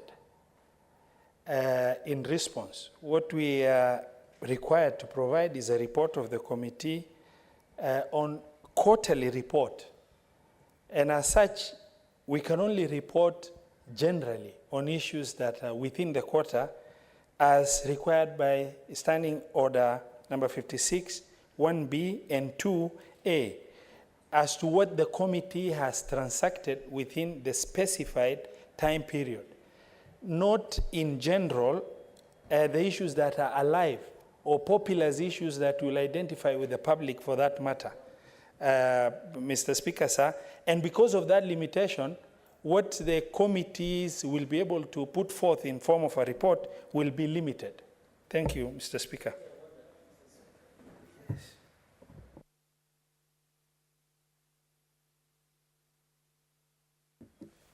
Now, Senator Cheriot, indeed, what I understood from you is trying to push the committees to go beyond what is given of them or what is demanded of them under Standing Order 56-2.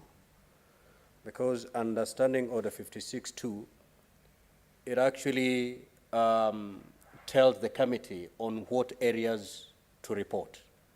And I think that is where Senator Cherargei came in, saying, indeed, even if you're to look at Standing Order 56-2, there's some reports that have not adequately contain in their report most of the requirements under Standing Order 56.2. For example, if you look at Standing Order 56.2, the bill, statements, petitions considered by the committee and the status of each. So we've heard about the bills, the statements and the petitions, but the status aspect was missing. And that is what Senator Chirangai captured. So going forward, and to have standard reports, let the reports reflect the contents as demanded of the report under Standing Order 56.2. If indeed there's anything to be reported over and above that, because I want to believe that, this is coming from the observation and concern raised by the majority leader, that having dispensed your duties under Standing Order 56.2, and there's a matter that is live in the country, I think a committee should be able, on its own motion, to move and address that and also capture it in the report for that quarter. That's what I understood the majority leader to be saying. So let us stand guided. Majority leader, have you concluded? Sure. Mr. Speaker, you put it way better than perhaps I could have. The specific standing order that I refer to, which I wish our colleagues can look at, is 56.2D, that the manner and extent to which the committee met its public participation obligations in respect of the business of the committee. And I gave, Mr. Speaker, when I began my presentation, I gave the history of how we got this standing order here and the purpose for which it is meant. It is exactly for what you have just defined. Otherwise, Mr. Speaker, we run the risk of being a house that simply, you're like on a treadmill. Just all you need to do is lift your legs and, you know, you assume that you're making progress, Mr. Speaker. And therefore, that is the basis upon which I base my submissions, that I think over and above what has been reported in 56.2A on the bill, statements, petitions considered by the committee, other matters that arise. That's why I gave the example of the Committee on Energy. And I said, it doesn't matter whatever bill you're presently prosecuting. If you have a public participation forum as a Senate Energy Committee, and I said I can bet my last coin, Mr. Speaker, that you will not get to the second or the third member of the public who will speak on the issues before you without referring to the issue of the cost of electricity and many such things. And the same can be said about finance, about health, and all these other preparations. And therefore, it's our proposal and humble submission to our committee chairpersons that as they prepare these quarterly reports, that probably we could be appraised of the same. In fact, Mr. Speaker, the only final point that I was mentioning on the Health Committee is that I said, in fact, over and above just giving us this report during this session, Mr. Speaker, it's our expectation as a House that when there is a major policy declaration that is about to be made, the committee can lead us into understanding and appreciating what that particular issue is. For example, on this matter of UHC, I believe at the right time, when the policy documents eventually get to Parliament, we will look up to the Committee on Health to guide us and help us as Senate to understand and appreciate better. Because I know our committees our members in that particular committee at least have had the opportunity to interact with the proposals better than the rest of us, so that as we come to debate, we'll be better informed. Otherwise, I appreciate the good work that all our chairpersons are doing, and with specific reference, if there is any doubt that has been created, to Senator Ali Roba, Captain, His Excellency, Senator, all those things, and Senator Jackson Mandago. Thank you, Mr. Speaker. Senator Mandago. Thank you very much, Mr. Speaker. Mr. Speaker, I rise to make a few comments on the matter of the report. First, I agree with what Senator Cherargei and Senator Aaron Cheruiyot is saying, not in its entirety, but to the extent that in terms of the quality and the contents of the report, Mr. Speaker, what is normally read is just a summary. Mr. Speaker, as a new senator in this House, I've been wondering what happens to very, very good recommendations that we make in conclusions of our reports.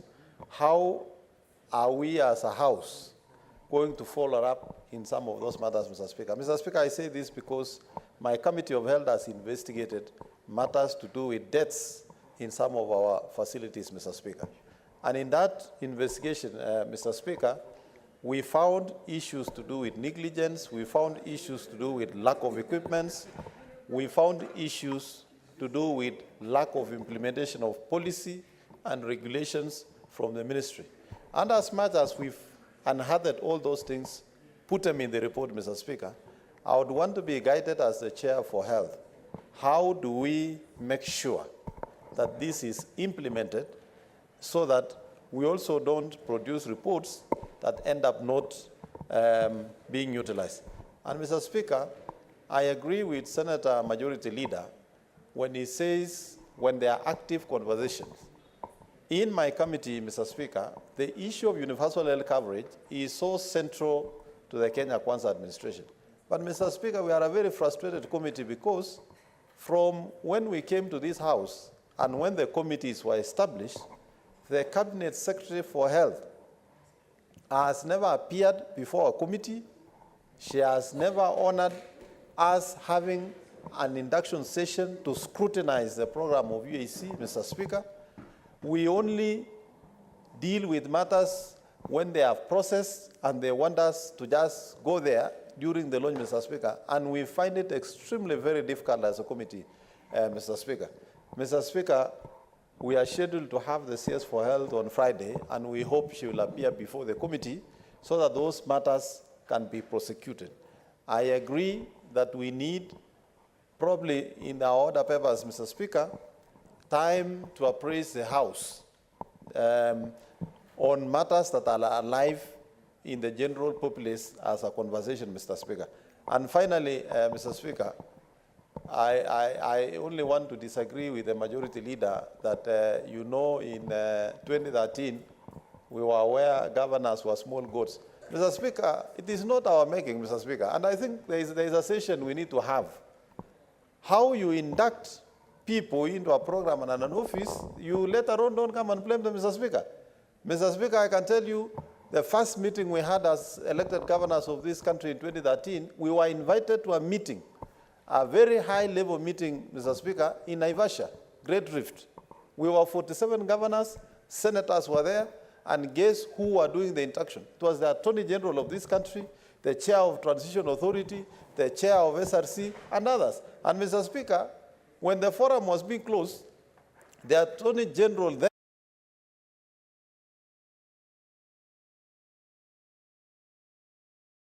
the governor. So we never went to River Jordan or River Muiben or River Nairobi and baptized ourselves, His Excellency, Mr. Speaker. Mr. Speaker, this is what we were inducted into. Mr. Speaker, I remember the issue of the national flag being flown by governors became an issue. It was not the making of governors. It was during that induction and inauguration of governors, Mr. Speaker, that we found our vehicles already fitted with a flag. And we only drove in the vehicles that were fitted with a black flag, with a very new title. What were we supposed to do when we have been given an induction and we have been released officially to go to work? So, Mr. Speaker, I just wanted to reiterate that so that we really understand. The other aspect, Mr. Speaker, that I think we need to prosecute is the issue of recurrent expenditure in counties. And I've said time and again, there is need for the... What is your point of order, Senator Kenya? Mr. Speaker, I have listened to the Senator of Uasin Gishu, and he said he disagrees with the Majority Leader, Senator Aaron Cheriot, who said the governors were treated like small gods. But he goes ahead to confirm they were gods, Mr. Speaker, so I don't understand why he's disagreeing with the majority. He should have said, he confirms what Majority Leader said. Thank you, Mr. Speaker. Senator Madago, I hope you listened to yourself when you, because I actually heard that earlier on when you started, you disagreed midway, you confirm that fact which the commissioner is saying. You did, if you listen to yourself. Proceed, Senator. Mr. Speaker, I don't want to argue with my senator for Laikipia, an employer at PSC, but he even never said he was rising when we standing order, Mr. Speaker. Anyway, Mr. Speaker, he has rose and he has made his point, but I was just trying to emphasize that some of the things we see in counties might not be the making of counties. Finally, Mr. Speaker, let me say this. And it is good my colleague, Senator for Mandera, is the chair for finance. These issues of recurrent expenditure, Mr. Speaker, we have said there is need to review the accounting reporting standard, particularly on this matter of recurrent expenditure, Mr. Speaker. If we remove personal emoluments, Mr. Speaker, the rest, some of the recurrent expenditures are development in nature. And I'll tell you, Mr. Speaker, for example, in counties, procurement of drugs and non-pharmaceuticals are recurrent expenditure, Mr. Speaker. Training, Mr. Speaker, is a recurrent expenditure. Mr. Speaker, fuel you use in building a road for own equipment in counties is a recurrent expenditure, Mr. Speaker. And therefore, it would be suffice to say there is need for reclassification of recurrent expenditures, Mr. Speaker, so that we can have the correct view of the spending in counties. Mr. Speaker, we are not saying counties are doing very well 100%. There are issues that we shall need to address as a Senate, and I agree with the majority leader that in our quest of oversight, we must come up with a proper framework where every senator will have a framework for oversighting their activities in their counties. And Mr. Speaker, when we are at that point, Mr. Speaker, I would propose that there be a legislation that puts into place the process of oversight in counties so that, Mr. Speaker, governors also don't imagine senators are on a witch and mission. Mr. Speaker, it would be good if we put in a financial year the budget of that county, an oversight framework, so that under meeting between the executive and the senator and his team for oversight with the MCAs, Mr. Speaker, and we agree on a framework of oversight so that when senators go to the field, Mr. Speaker, to check on projects, to ask questions, is within a certain framework that will enable the Senate to make very meaningful progress in terms of oversight, Mr. Speaker, and make sure that the funds that go to counties do impact the lives of citizens at the county level. Mr. Speaker, I beg to submit. Thank you, Senator Mandago. The chair notes that in the course of your submissions, Senator Mandago, you inquired as to the fate of the reports that are tabled by the various committees in the House. And I would like to just confirm that under Standing Order 225, it speaks about reports on Senate resolutions. In essence, it speaks about what happens to the reports which are submitted before the House. And when you read it, Senator Mandago, the clerk within 7 days of receiving the report from the committee, that is the resolution or recommendations that have been made, it is supposed to proceed to write to the relevant ministry or commission, whether independent or government agency. And then you read under 2252, within the clerk shall, within 7 days of a resolution of the Senate or adoption of a report of a select committee, convey the resolution and, where applicable, a copy of the report to the relevant cabinet secretary, independent commission or holder of an independent office under whose portfolio the implementation of the resolution falls. And 2252 says, within 60 days of a resolution being conveyed to the relevant cabinet secretary, independent commission or holder of an independent office, under paragraph 1, such person shall provide a report to the relevant committee of the Senate in accordance with Article 153, 4B, and 254(2) of the Constitution. That basically lays out the basis upon which you as a committee, for example, can now begin to follow up the implementation of the reports that you have made. And that sort of will guide the House and the Select Committee to ensure that the recommendations like what we have received today from the Select Committee on Health, Finance, or Energy, this House can follow, particularly through the Select Committee.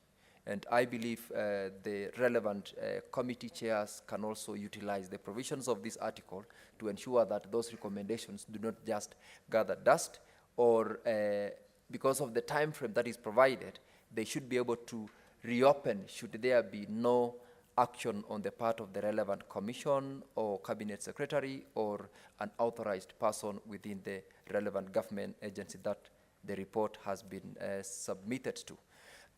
Honorable members, that sums it up for the comments which we had granted to the members to comment on the report submitted this afternoon by the relevant committees of Health, Finance, and Energy.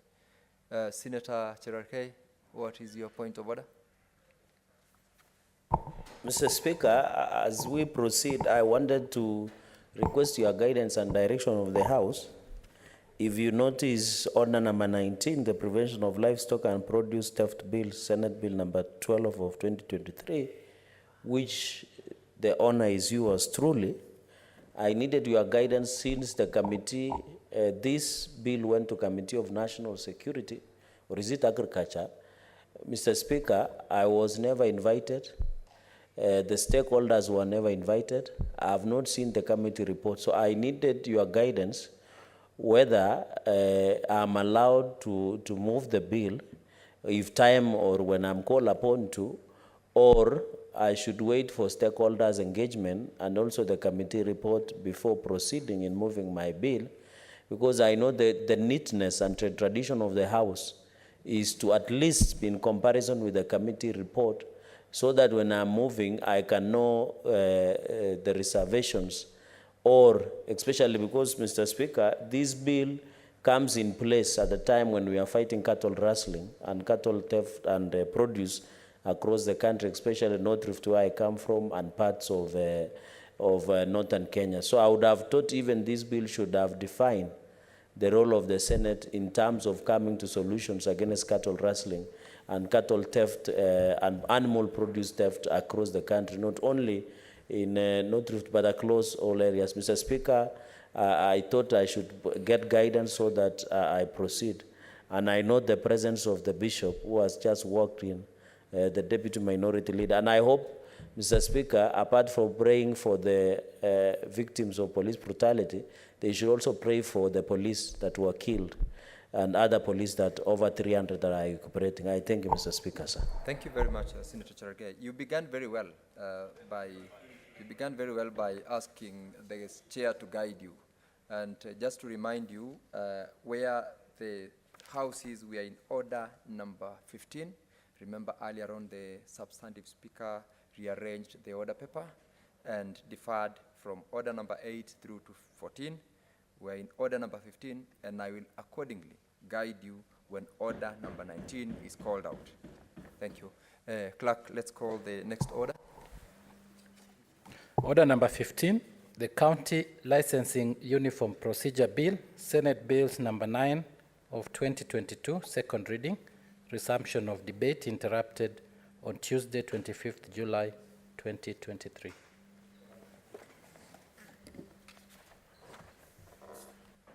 This was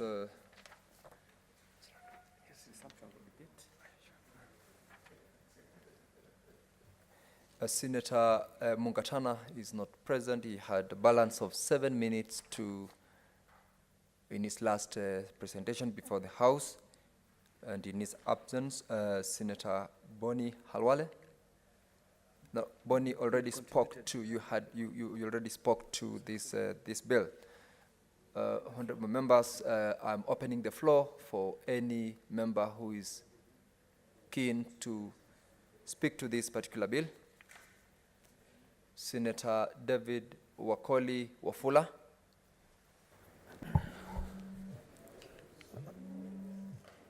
Asante Mheshimiwa Spika kwa nafasi hii. Ningependa tu kuchangia machache kuhusu mswada ambao Senator ameibua. kwamba lazima serikali za kaunti ziwe na mfumo wa elektroniki ambao utakuwa unahusishwa ama kutumika katika kuhakikisha kwamba watu wanapata leseni zao kwa wakati unaostahili, na vile vile kupitia mfumo huu itakuwa rahisi kufuatilia ni watu wangapi wamesajiliwa na kupewa leseni za kufanya kazi katika kaunti husika. Mheshimiwa Spika, katika mswada ambao seneta ameleta kwenye bunge ni kuhakikisha kwamba serikali itakuwa na orodha ama kutakuwa na kumbukumbu za majina na kampuni na biashara zinazohusika katika kaunti husika, ili kwamba wakati ambao wanataka ama wanawasilisha karatasi zao, stakabadhi zao, kuhakikisha kwamba biashara zao zinapewa leseni, ni rahisi serikali hizo kupata stakabadhi, majina ya wenye kampuni na ni kampuni hizi zinafanya biashara ipi katika kaunti hizo. Mheshimiwa Spika, kingine ambacho kinadhihirika katika hoja ama katika mswada huu ni kuhakikisha kwamba wale ambao wamepewa leseni ama wamewasilisha stakabadhi zao kupata leseni, ni lazima serikali kuwapa majibu kwa muda unaostahili, kwamba itakapofika siku 28 kabla wao kupewa majibu, itakuwa kana kwamba serikali imekubali kwamba waendelee na kazi na kufanya biashara. Sasa ni jukumu la serikali husika kupitia stakabadhi hizi na kuwapa walioomba nafasi majibu kwa wakati unaostahili. Wasipofanya hivyo, wanabiashara hao wataendelea kufanya kazi zao, kwa sababu mswada ambao umeletwa hapa unajukumisha washikadau katika kaunti kufanya kazi zao jinsi inavyostahili.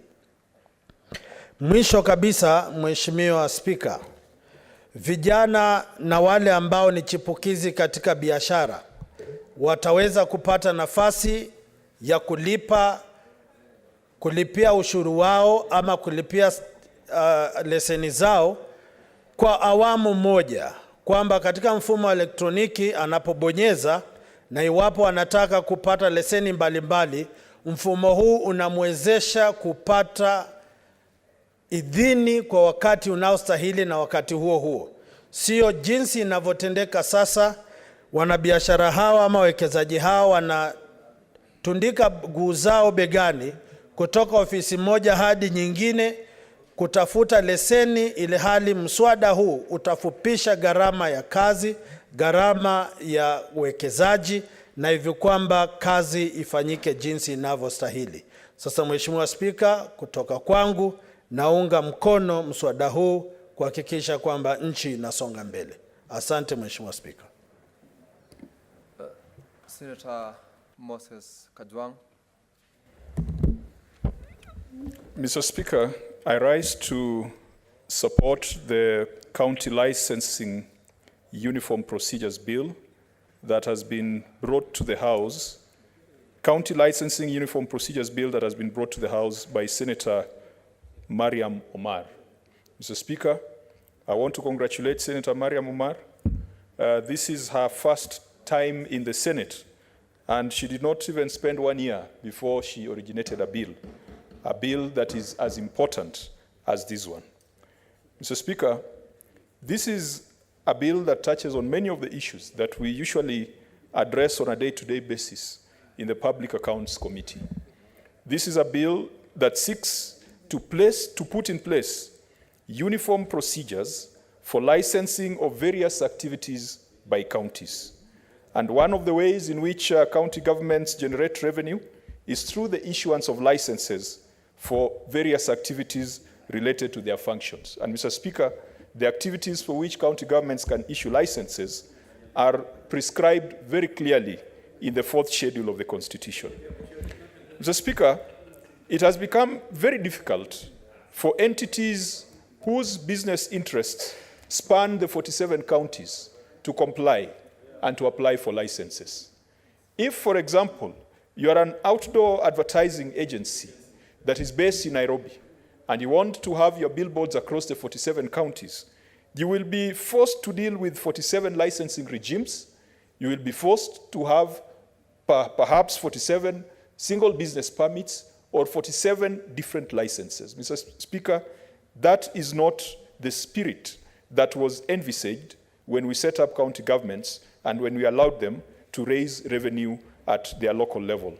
There needs to be a way of making life easy for those businesses that span the 47 counties. And I want to believe that that is the intention of this bill, to simplify things, to simplify life, and to reduce the instances of compliance from 47 to one straightforward instance of compliance.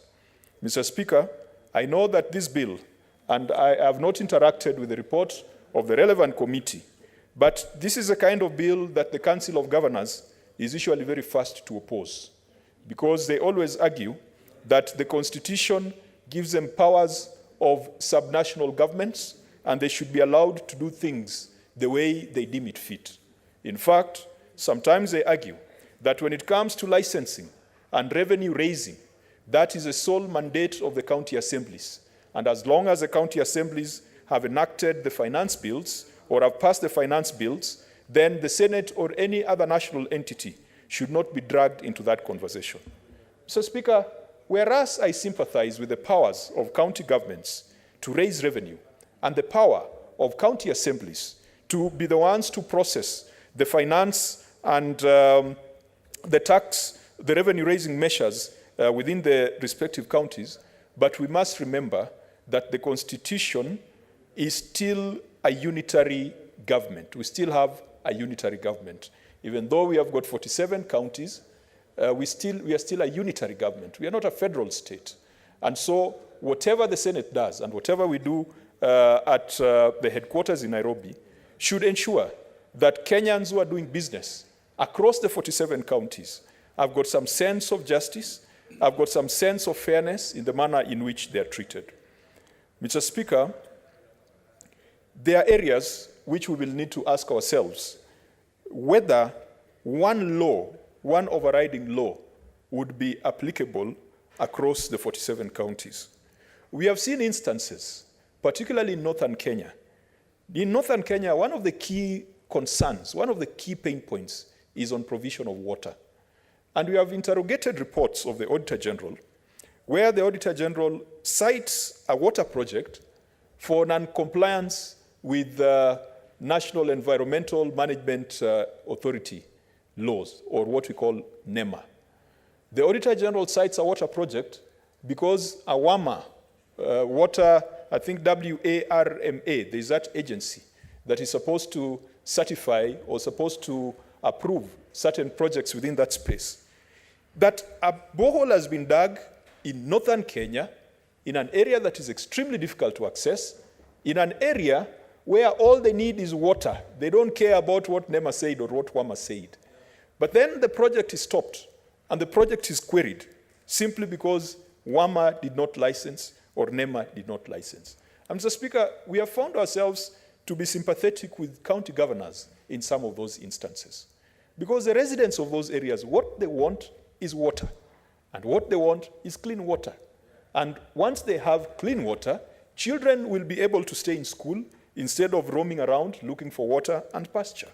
So sometimes when we have one framework legislation that cuts across, we must also ensure that there could be certain exceptions that can be made for some of those difficult situations. Technology adoption is also not uniform across the country. I've seen that there's a transition that has been proposed of 3 years for all county governments to ensure that there's a technological platform for uniformity of licensing across the 47 counties. I think 3 years is not too bad a proposal to make, because as things stand now, most of the, particularly telecommunication network, is concentrated along the tarmac, the 4G, the 5G, and there are some areas that are still on 2G in this republic. And you find 2G along tarmac roads. There are parts of this country, vast areas, that has never seen tarmac. In fact, they call tarmac a black snake because it is alien to them. We've gone to parts of Turkana, parts of Pokot, parts of Mandera, parts of Samburu, where they've never seen tarmac. And because these technologies and because some of these internet connectivity are provided by entities that are out to make profit, they are not going to put a mast in the middle of nowhere. They will put masts along the tarmac road. And so if you're going to expect someone in a far-flung corner of West Pokot to entirely rely on technology that sometimes requires a 5G internet connectivity to make an application for a license, that person will be in a position of unfairness as compared to the person who is in Nairobi, which is flooded with technology and flooded with connectivity. Mr. Speaker, as I conclude, I want to encourage our county assemblies to take very seriously their mandate when it comes to approval of budgets and approval of revenue-raising measures in counties. Mr. Speaker, there are those who think that the Senate interferes with the mandate of county assemblies. There are those who think that even the interrogations we make of financial statements and reports of the Auditor General is something that should be done by county assemblies. Mr. Speaker, this Senate, from its inception, has drawn the line very clearly. In fact, when I see people going to court to ask where primary oversight ends and secondary oversight begins, I usually think that those are lazy people who have not taken time to appreciate the position the Senate has taken. Primary oversight is around approval of appointees to run county governments. That is a pure mandate of county assemblies that the Senate never encroaches on. The Senate only comes in when it comes to impeachment of the governor and the deputy governor. Otherwise, the persons responsible for running our county governments are appointed or are vetted by members of county assembly. That is primary oversight. Primary oversight is in approving budgets. The CIDPs, the ADPs, the county fiscal strategy papers, the appropriations, and the finance bills in county assemblies.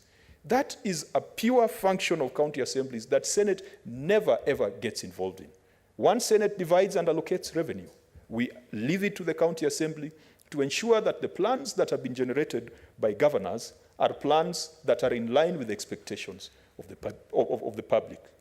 When it comes to raising on-source revenue, again, the decisions on what to tax, whether to tax dogs or cats or chicken, or to put a tax if you cut down a tree, that decision is entirely in the hands of the county executive and the county assembly. The Senate never encroaches on it. Mr. Speaker, I want to encourage county assemblies to be confident and to be bold, because the same laws that we use here in Nairobi are the same laws that are available to them. The same powers that we have. The other day, Mr. Speaker, the State House Comptroller appeared before the Public Accounts Committee, and people were wondering, how can the State House Comptroller come to Parliament to talk about NMS? The same power that the Senate has to compel the State House Comptroller to come before the Senate is the same power that county assemblies have to compel the State House Comptroller to appear before the County Assembly of Nairobi and to explain issues to do with NMS. Mr. Speaker, I say this because these uniform licensing procedures, there are those who will argue that we are trying to prescribe to county assemblies how they should go about their business when it comes to processing finance bills. Mr. Speaker, if our county assemblies took their task and took their duty with the confidence and the seriousness that is required, I do believe that some of these multiple overlapping and duplicating licenses and levies that we see in counties would be a thing of the past. Mr. Speaker, the other bit that our county assemblies must take seriously is to ensure that they have got balanced budgets. Just last week, or this week, Mr. Speaker, we dealt with this case of Nairobi City County government that plans to collect 20 billion shillings, but only collects 10 billion. And that has been the trend from the onset of devolution. And Mr. Speaker, we directed the Auditor General to conduct a forensic audit on on-source revenue in Nairobi. And Mr. Speaker, this is relevant to what we are talking about, because if there is one county that has got more licenses than any other county, it is Nairobi City County. Unfortunately, you put people through the process of applying for licenses, for liquor, licenses for a premise to sell food, licenses to set up an outdoor advertisement facility, and Kenyans pay. Because if they don't pay, they'll be harassed by the city council askaris. And yet, whatever is reported as having been paid is half of what has been collected. So, Speaker, that is a shame. And those are some of the reasons that make people think that devolution was a bad idea. I'm still a believer in devolution. So, Speaker, if we can ensure that we've got faithful men and women, if we can make sure that we've got systems, that all these licenses that we are trying to harmonize, once they are harmonized, whatever is collected must be faithfully reported so that it can go back to serving taxpayers. Mr. Speaker, I support this bill. I congratulate Senator Mariam Omar, and as we continue to interact with it, perhaps we'll be able to make much more meaningful amendments to ensure that this framework that we are giving is not like the NMS, which one governor called Professor Lonyangapuo described as one dress that was made in Nairobi and sent to the counties with the expectation that it was going to fit all the governors and all the counties. I hope that Senator Mariam Omar has looked at the size of this bill appropriately so that it can fit the governor of Homa Bay, so that it can fit the governor of Kericho, and it can also fit the governor of Nyandarua. Mr. Speaker, I support. Thank you, Senator Kajwang.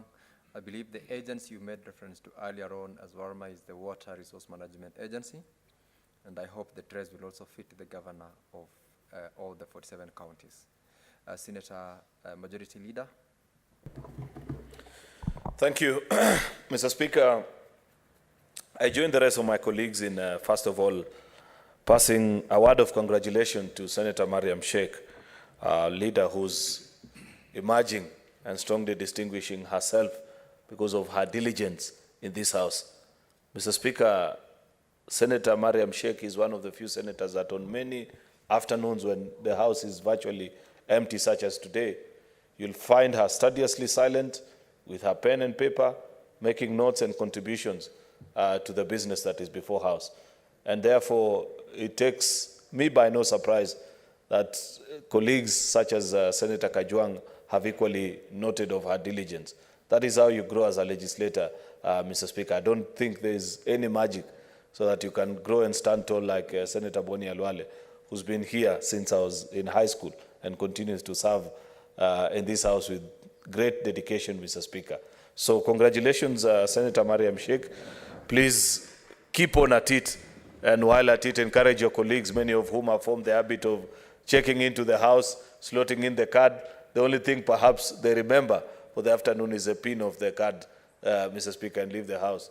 You'll find them idling or taking tea in our lounges. That's not what you're sent to do in Parliament, Mr. Speaker. Anyway, Mr. Speaker, I don't intend to be long on that, but just to commend what our dear sister is doing.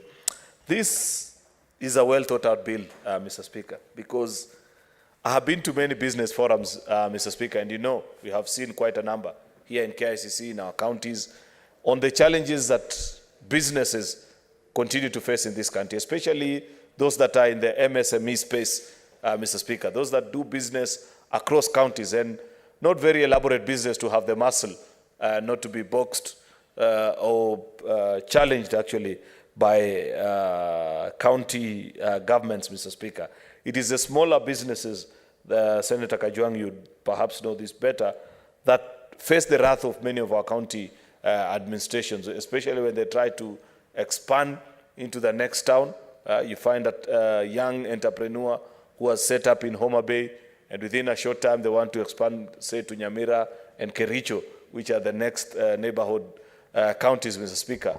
And the kind of challenges and bottlenecks that they go through is what has inspired this legislation, Mr. Speaker, that if you read through the objects of this bill, Mr. Speaker, is that it intends to give a uniform platform. The principal objects of the bill is to put in place uniform procedures for licensing various activities by counties. Mr. Speaker, this is informed, of course, by the second schedule of our Constitution on the various functions of our county governments and the powers that they have to determine what licenses they can give, at what rate, Mr. Speaker. And therefore, in the fact that we have thought as a House and want to propose now through this piece of legislation, Mr. Speaker, that let us have one standard that applies across all the 47 counties, Mr. Speaker, is quite encouraging. This is what I was speaking about a few minutes ago when I was reacting to the reports that were being given to us by the chairpersons of the committees, that Parliament must learn to be alive, Mr. Speaker. How is Parliament alive? Parliament is alive by reacting to the needs, specific, accurate, timely, that are before the people of Kenya, because that is what the reason for existence for us as a House, Mr. Speaker. And on many occasions, Mr. Speaker, that we have gone, I'm sure, I haven't been to any, I don't know what happened, but you know, Mr. Speaker, that we haven't had one this session, or maybe if it happened, then I missed out on it, Mr. Speaker, that Senator Kajwang, you'd know that on many occasions, we have the chance to interact with KEPSA, Kenya Private Sector Association, Mr. Speaker. And normally when they invite us, this is one of their key cries to us as a legislative body. Continuous licenses that are ununiform, Mr. Speaker, even not just in terms of procedure, but sometimes even in terms of price, Mr. Speaker, that you find that you are one entity. And if you want to quote, and I've often cited example, Mr. Speaker, because outdoor advertising is something that is controlled by county governments, Mr. Speaker, that you find that if you want to quote for a client, if you're an agency that has set up and you're now growing, you're in 14 counties, Mr. Speaker, you find that as you quote for your client, they may think that you're misleading them, Mr. Speaker, because you tell them the county license fee in county 1 will be 2,500, but by the time you get to county number 14, Mr. Speaker, is a different price altogether. And therefore, we give a lot of these challenges, or we pass them on to people that run businesses. And therefore, this bill will provide the opportunity and the platform for us to even the playing field so that our county governments actually can be entities that are facilitative of business and not barriers and a hindrance to them. I only have maybe one or two things, but maybe before I get to the challenges that I have noted with the bill, Mr. Speaker, allow me to perhaps celebrate some of what I'd consider to be glorious provisions that have been made on this particular bill, Mr. Speaker. Of course, you read about the obligations that in the implementation of this act, Mr. Speaker, or the enactment actually of the respective county legislation, you shall take into consideration the following. This bill now obligates all our county governments, the 47 of them, Mr. Speaker, because this law, Mr. Speaker, I believe shall be applicable to all our 47 county governments, and therefore it shall not be different in one as you move to other. First is the need to protect consumers of goods, services, and ensure public safety and provide and promote environmental protection. Mr. Speaker, why is this important? It is important, Mr. Speaker, because it is being assumed, and rightly so, Senator Mariam, that if you unify the county licensing procedure, that there are challenges that certain counties will not be very keen or diligent while observing these provisions, because they say in any case, if we are not the ones that make the final determination of how this particular licensing procedure is, then I don't have to ensure. For example, on an issue of environment, Mr. Speaker, this is a very potent conversation that is going on in our country, Mr. Speaker, and globally as well. We are preparing next month or in the month of September to host a big global conference on climate change, Mr. Speaker. And therefore, it's encouraging to see that as we do our legislations, we are speaking to issues such as a promotion of environmental protection. Let's say, Mr. Speaker, you're in a business that a county government actually requires of you to provide evidence. I know this, say, for example, people that are in the renewable energy space, that you need to provide evidence that the disposable part of the wares that you trade in, Mr. Speaker, are well handled in ways that NEMA approve of. You don't go and dump illegally the effluents and the waste that are byproducts of whatever you're producing, Mr. Speaker, that there is that obligation on you. If we make it uniform in terms of the procedure for determination, then you'll find that certain counties are strong in enforcement, others are not. And that can bring a challenge, Mr. Speaker, because, you know, county governments are what the leaders of those counties have chosen them to be. And therefore, you'll find that if you find a county government where the governor or those that are responsible in enforcing of environmental protection laws, Mr. Speaker, are keen on it, then you will be obligated to do the same. But if you find a county where there is no strength of follow-up on the same, Mr. Speaker, then you may find people disregarding those laws, and that can present a very serious challenge. Therefore, Mr. Speaker, it is good that we have made it a provision in law that the obligation is on you, despite the fact that this is a uniform procedure, that there will be one platform upon which we license all these businesses across the county. We are not taking away your power as a county to still oversight, to still ensure that there is enforcement of standards of goods. You know, you will not say that this hotel, if people, for example, are found to be consuming contaminated food, then you blame it on, say, you know, you guys unified the procedure before, we used to do it differently. Once you sign on, and I believe all our county governments will have signed on, because the minute we pass this bill as a Senate of the Republic of Kenya, then it applies to all the 47 county governments. It will be tantamount to a voice of all the people of Kenya, Mr. Speaker. We will still have placed the obligation on the local county to ensure that those standards are observed, Mr. Speaker. Of course, the licensing authority as well shall ensure that the process of applying for licenses from respective authority is efficient and effective by, of course, providing mechanisms of people, persons that make this simultaneous application for more than one license, preventing multiple licensing procedures. This is the same, so that you, on one button, Mr. Speaker, if your business is obtaining in more than one counties, then with one click of a button, because this is a digital world that we live in, and we are hoping, and that's our aspiration as a county government, Mr. Speaker, that you shall be able to complete that transaction, and you don't have to run with pieces of paper from Kisumu. You go to Siaya, from Siaya you finish with Homa Bay, you come to Kericho, you move to Kisii, you know, if you're operating in the western part of the country, Mr. Speaker. Of course, it provides as well in Section 7 of the bill for the licensing procedure. It's good that it is defined, Mr. Speaker, because, you know, when you don't legislate, when you don't provide the proper information and guidance, then there is room for abuse. Many people may come up with whatever they consider, and it is clearly defined in the bill on what an application for the grant, renewal, and transfer or replacement of a license, Mr. Speaker, shall, number one, it needs to be made in writing, in a certain form, it needs to be signed by the applicant. The procedure needs to be set out, of course, Mr. Speaker, and the authorities that determine. Mr. Speaker, there is a provision which I think I heard Senator Kajwang vainly refer to, and I think it's something that we need to engage our heads properly before making a decision on it. Provision number 27 on this bill, Article 27, Mr. Speaker, still continues to give powers to a cabinet secretary. I don't think that is right. We cannot be passing legislation as a Senate of the Republic of Kenya.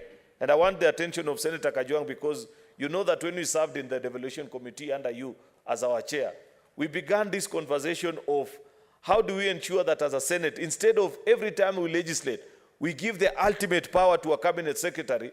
Let us domesticate Council of Governors in statute so that we can begin to include them in laws.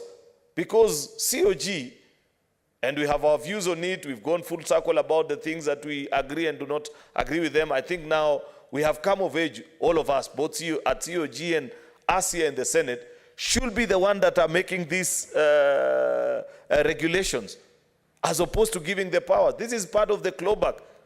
Part of the clawback on devolution is assisted by us as Senate. Because why are we obligating a cabinet secretary to make regulations that affect county governments. And we as a Senate are happy to pass on that particular bill. So that's a challenge I have with Section 27 of this bill. And when you made mention of it, Senator Kajwang, is when actually it struck my attention. I said, I need to read that particular provision. Therefore, Senator Mariam Sheikh, before you convince us to give you the final vote on passing, you need to rethink and tell us what you are going to do with provision, Section 27 of this particular bill, because I am not comfortable with us giving delegated power.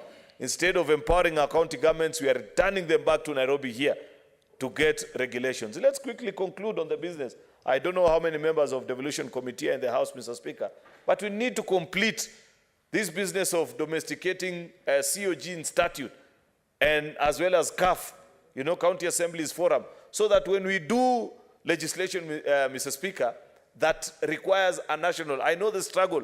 Of course, the struggle is to find an anchor point where all the 47 county governments meet, and therefore the easier, or rather, let me replace actually, the correct wording is the lazier thing to do, Mr. Speaker, is simply to send them to the national government. Yet, that is not what we need. That is not entrenching devolution, which is part of the organs, Mr. Speaker, or one of the reasons for existence for us as a House. And therefore, I want to propose that we quickly move in that particular space so that each time we do legislation such as this, anything that requires the coming together of all the 47 county governments, Mr. Speaker, then let COG take the lead in making the regulations. There are many times, Mr. Speaker, even laws that you are doing, including the law that you have proposed to this House, Mr. Speaker, on amendment to the T-bill, Mr. Speaker. Part of the challenges we have is the number of representatives of the county government vis-a-vis those of the national government. Yet, we know that agriculture,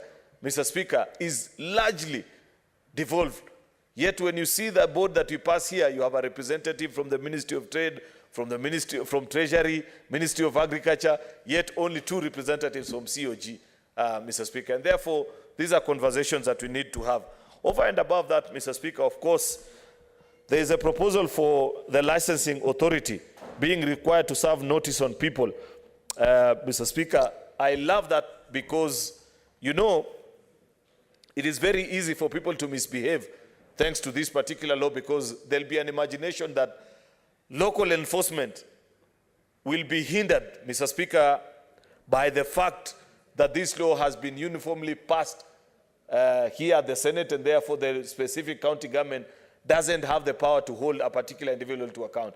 I like that Senator Mariam Sheikh has provided for that, and there's still powers to the local licensing authorities who can give notice if you're not compliant. The conversation, for example, that you're having about liquor licensing, Mr. Speaker, and I know for a fact, Mr. Speaker, that very soon, part of the proposals that we shall be having, in fact, if there is a timely, there has never been more of a timely bill that is alive to a situation and a conversation that's going on in the country, such as this bill, Mr. Speaker, with the alcohol and drug abuse situation in our county governments, Mr. Speaker.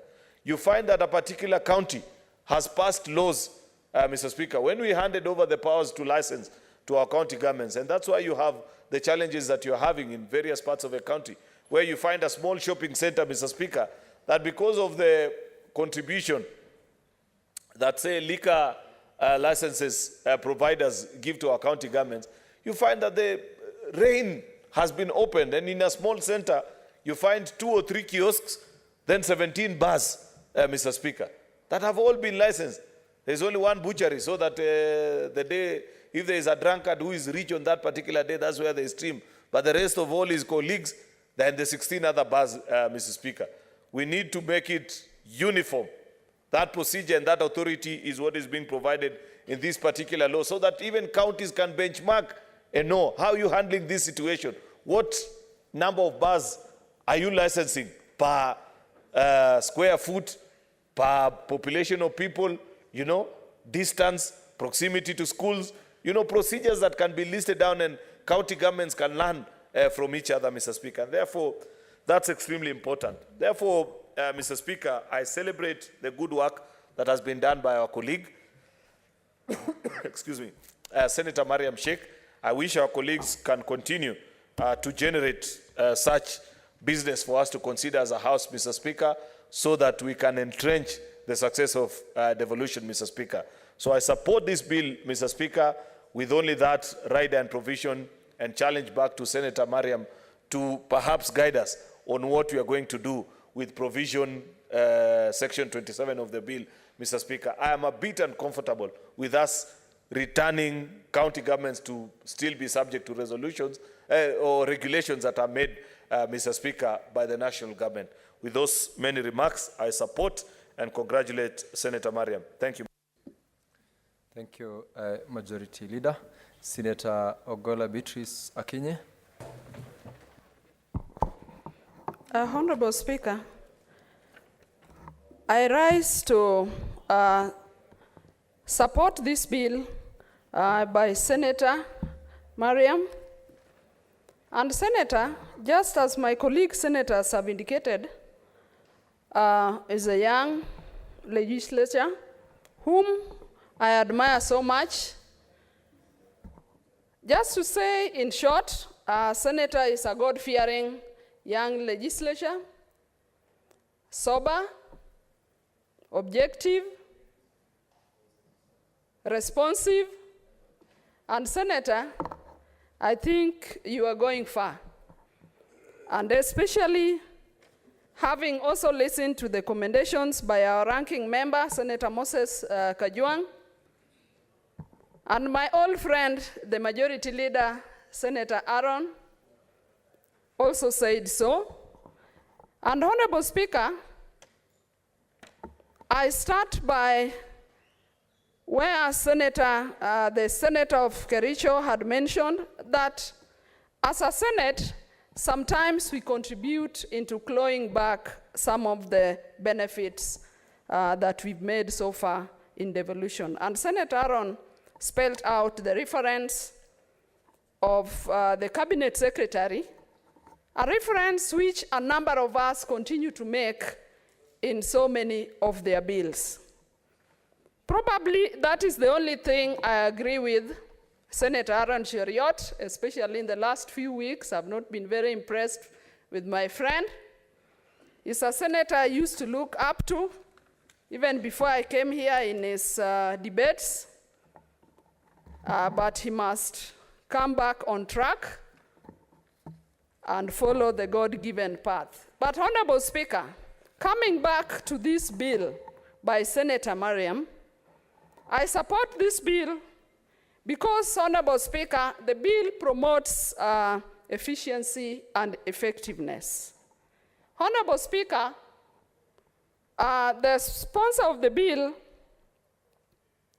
makes reference to doing away with multiple application procedures that we've always seen in some of the licensing procedures, especially in our county government. The bill promotes a uniform way that calls for standardization, and that promotes efficiency and effectiveness, Honorable Speaker. This bill, Honorable Speaker, ensures that licensing is consolidated. And once it is consolidated, Mr. Speaker, sir, it gives our business people ease of doing business. And Honorable Speaker, I think that is the main purpose of doing business.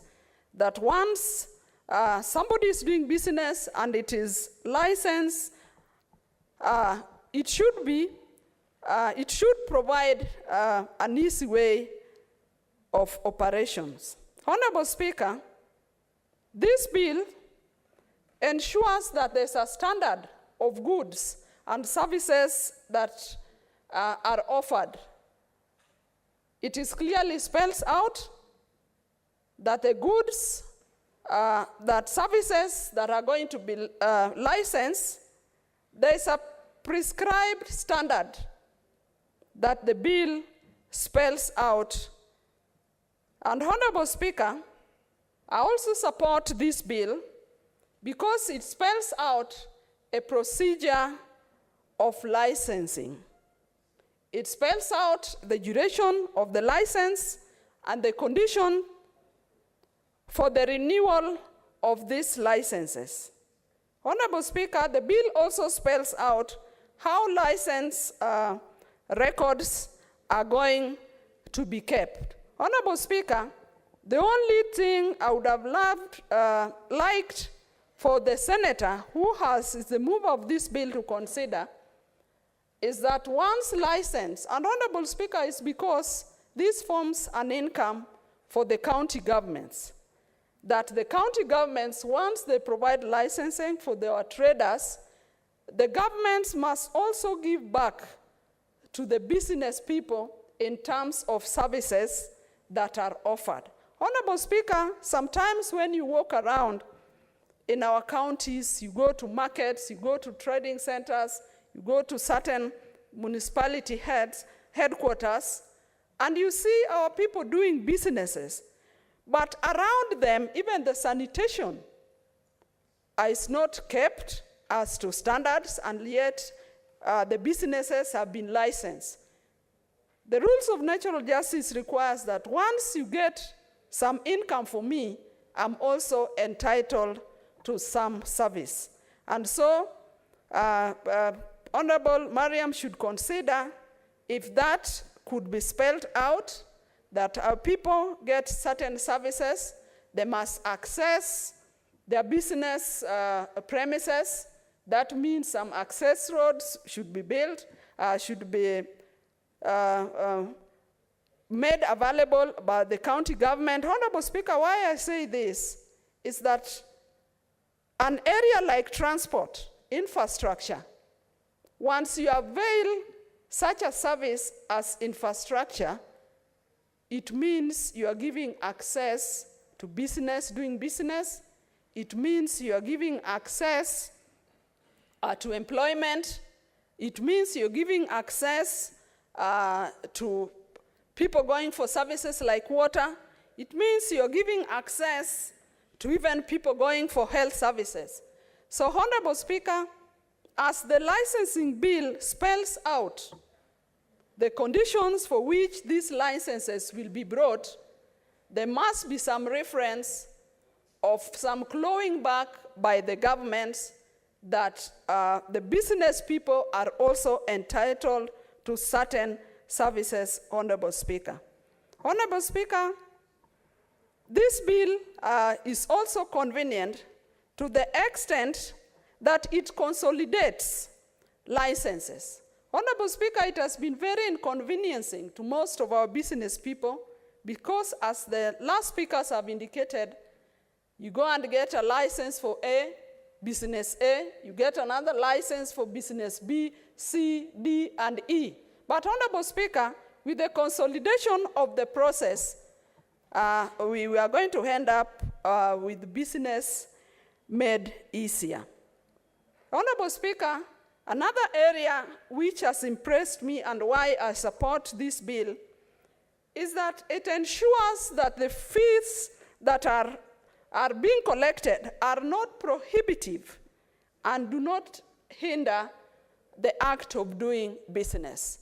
Because, Honorable Speaker, there has been a perception out there in our counties that sometimes the big businesses or big entities or areas are not licensed. The fees that is attached to their license is not equivalent to the businesses. That you find our small business women selling probably a trough or just some tomatoes, not even worth 2,000 shillings, not even, because, Honorable Speaker, the small businesses, some of them are women just selling tomatoes equivalent to even 500 shillings per day, or 2,000, or 1,000.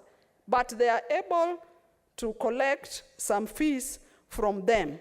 Honorable Speaker, I'm impressed that this bill ensures that fees are not going to be prohibitive, and so our people are going to do business with ease. Honorable Speaker, I support this bill. Senator Methu John Muhia. proceed to give your contribution. Thank you very much, Mr. Speaker, sir, for giving me this opportunity to rise and support this well thought of bill by my colleague, Senator Mariam Sheikh.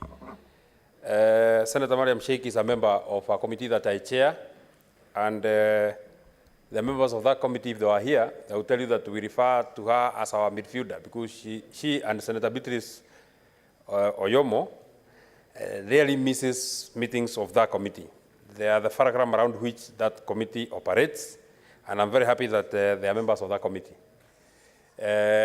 We've never faced quorum hitches when they are around, Senator Beatrice and Senator Mariam Sheikh. And just as the leader of majority mentioned, they are always with a book and a pen, taking notes and contributing to the various proceedings, both in the House and in the committees. So I congratulate her that she has taken this very bold step of coming up with this bill. Mr. Speaker, without taking so much time so that I allow my colleagues to also give their input on this bill, I feel that this is a very, very timely bill, Mr. Speaker, in the sense that, as my colleagues who've spoken before me have spoken, even though part of the on-source revenue of most of the counties is from licensing, it then must be regularized. One of the principles of application that have been proposed in this particular bill, Mr. Speaker, if there's one thing that has really caught my eye, is simplicity of the process. Simplicity of the process, Mr. Speaker, is, and I believe, is meant to address the very small businesses that are coming up. It does not make any sense, Mr. Speaker, that a Kinyozi person in a small town called Henny in Nyandarua has to go all the way to another sub-county headquarter called Engineer for 3, 4, 5 days because of just a simple process of applying for a license, Mr. Speaker. This process should be simple. It should be easy. Government should be able to create an enabling environment for business people, Mr. Speaker, so that they are able to do business. Mr. Speaker, on another principle of application for licensing proposed in this bill, Mr. Speaker, is equity, transparency, and accountability. More often than not, Mr. Speaker, this is, has been a preserve of a few people, that so many people apply, but not every person is subjected to a standard procedure of getting licenses. I'll give an example, Mr. Speaker. In licensing, Mr. Speaker, for a county like Nyandarua, a bar and alcoholic drinks licenses, Mr. Speaker, because that is one of the major places where governors are used to reward their people. People are not subjected to a standard way of licensing, Mr. Speaker. There has not been equity in this particular area, Mr. Speaker, and I actually I'm very proud and I feel very happy that it is being addressed by this bill, Mr. Speaker. Another principle, Mr. Speaker, is access to information relating to licensing, and one of in section 11 of this bill, Mr. Speaker, Senator Mariam has proposed that part of how information shall be available to the members of the public, Mr. Speaker, is to have this information printed on the print media on one of the major dailies, Mr. Speaker. But I would wish to ask my colleague, Senator Mariam, to widen that scope, Mr. Speaker, because more often than not, and you know it, Mr. Speaker, there will be an advert, and it will be said that there was an advert, but it is meant to be seen by specific people, because it's a very small liner at the, just next to the obituaries, so you're not able to see it, Mr. Speaker. If anything, the leading newspaper vendor, the leading newspapers in Kenya, they print less than 100,000 copies for 50 million Kenyans. We should be able to increase this scope, Mr. Speaker, to not only include print media, it should go even to the electronic media. It should be announced on radios and TVs, so that a person in a small remote village in Homa Bay will be able to know that licensing is happening. The licensing authority has opened that avenue because, Mr. Speaker, this privilege is abused. You just open a window, 14 days for people to apply. You put a small advert in a newspaper, and then you alert your people that the advert is there, so they go apply. When other people complain, you tell them it was in the media, it was in the newspaper, you didn't apply, that's why you have been locked out, Mr. Speaker. Another principle that has been proposed in this bill, Mr. Speaker, is to enable license holders to adjust to changes with minimum friction. It is ringing in my mind, Mr. Speaker, how many businesses were affected by the just ended, or the, I don't know whether it's an ongoing pandemic or it is ended, the COVID pandemic, Mr. Speaker. So many businesses had to be forced to be readjusted, including, and I would want to give an example, Mr. Speaker, for a person operating a bar and restaurant, the license that they get for alcoholic drinks or opening hours are 24 hours, Mr. Speaker. But government had proposed that, or government had given, had ordered that all bars must be closed by 7 p.m., Mr. Speaker. So then there was a lot of friction in application for their licenses, because your license is, says that you are supposed to close at, you are not supposed to close actually, but you're being told by government that. So this friction, Mr. Speaker, should be addressed, and it is an ongoing, as it is now, Mr. Speaker. Government has given licenses for harvesting of fallen trees and something else that they are calling thinning. You know, Mr. Chairman, I'm also the chairman of the Committee on Environment, Mr. Speaker. But the licenses have not been issued or have not been issued because, harvesting forest products has been banned for quite some time, Mr. Speaker. So there should be a framework so that we allow those ones that have licenses to be able to do their business in peace. Mr. Speaker, on the licensing procedure, Senator Mariam has proposed that in 3 years, all licensing authorities should be able to allow electronic application. Mr. Speaker, this is a major departure from the past. We, and I serve with Senator Moses Kajwang, he is my chairman in the Committee of Public Accounts of the Senate, and we know, and it has been made by very many governors, that for them to succeed and for them to raise their revenues, for them to seal all the loopholes in the revenue streams, Mr. Speaker, the way to go is electronic application.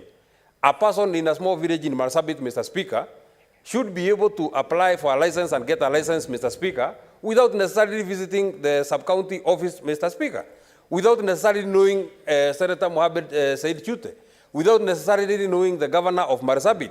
He should be able to apply for a license from, if you want to operate a kinyozi. In a village, I wish I knew, I had an example of a village in Marsabit, Mr. Speaker. A person in a village who wants to open a salon does not need to travel all the way to the county, the sub-county headquarters to apply for a license. It should be made easy that you can be able to apply, so that even the licensing authority can be able to visit you in your village. The issue with the license, Mr. Speaker, so that you're able to do your business, Mr. Speaker.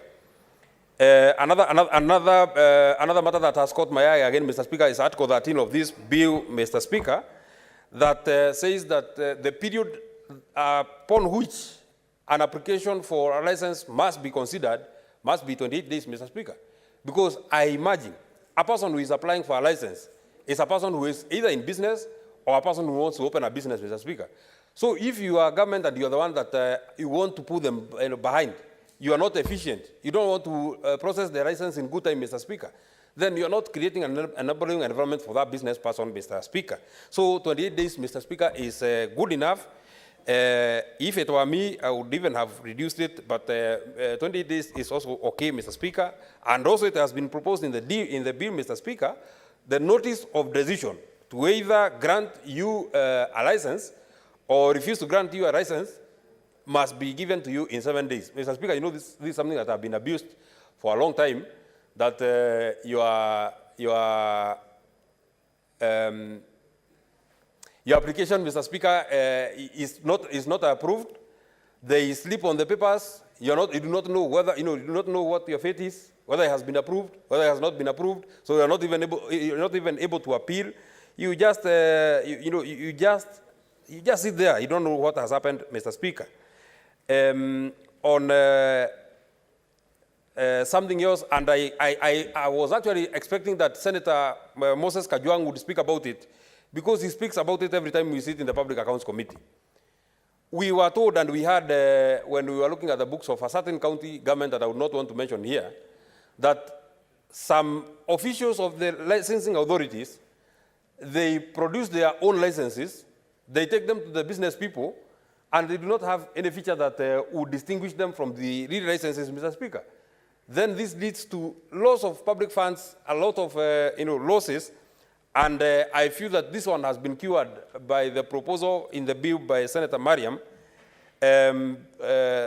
Article 16, a license issued under this section shall include a unique identifier that original licenses from the licensing authority are able to be distinguished from fake licenses, from rogue licensing officers who collude with business people to go and, you produce your own license, you go and take to the business people, you get the money does never makes it to the owners' basket, Mr. Speaker.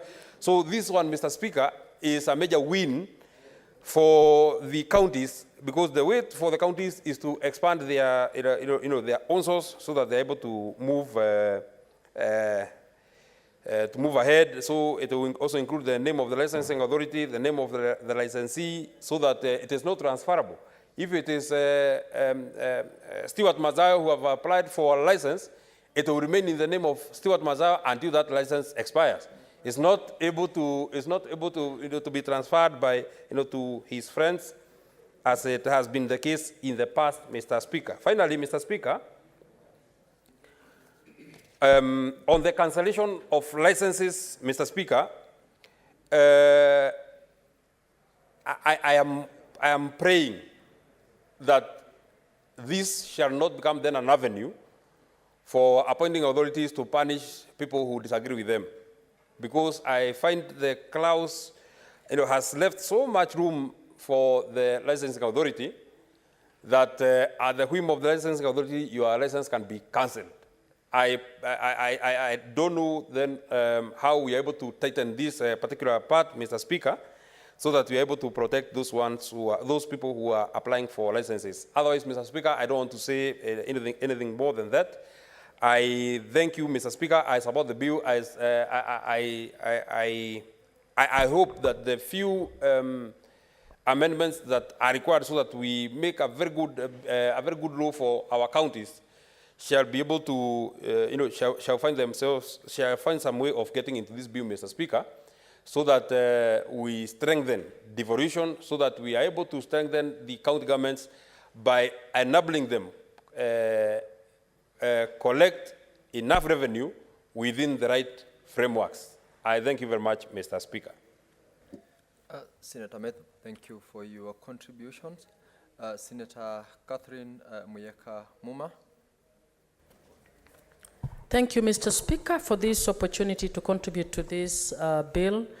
And I would like to congratulate my colleague, Senator Mariam, for thinking through this very, very important issue. Mr. Speaker,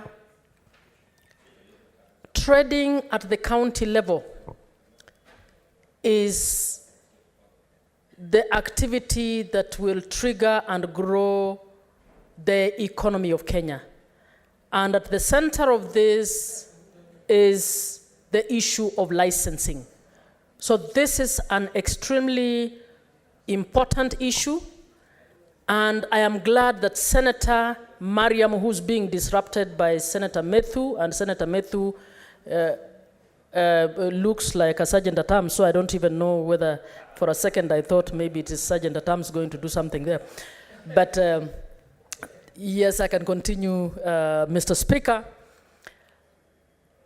This is a very important law bill, And Mr. Speaker, I'd like to support what colleagues who have gone before me have said, that it is a very good bill, but it can be better with the number of proposals that have been given, and I hope the Honorable Senator will take this into account. Mr. Speaker, trading is not usually limited. Most people who trade do not just trade in one county. One of the problems we have heard is somebody who is trading in 3 counties that are next to each other, sometimes in 6 counties across the country. And one of the things, the challenges we have had since devolution is the requirement of multiple licenses and permissions in each county. You have goods that you are bringing from Kitui County to Nakuru County, and by the time you have gone through the different counties to reach Nakuru, each of the counties that you're passing through is requiring for you to pay some levy or other.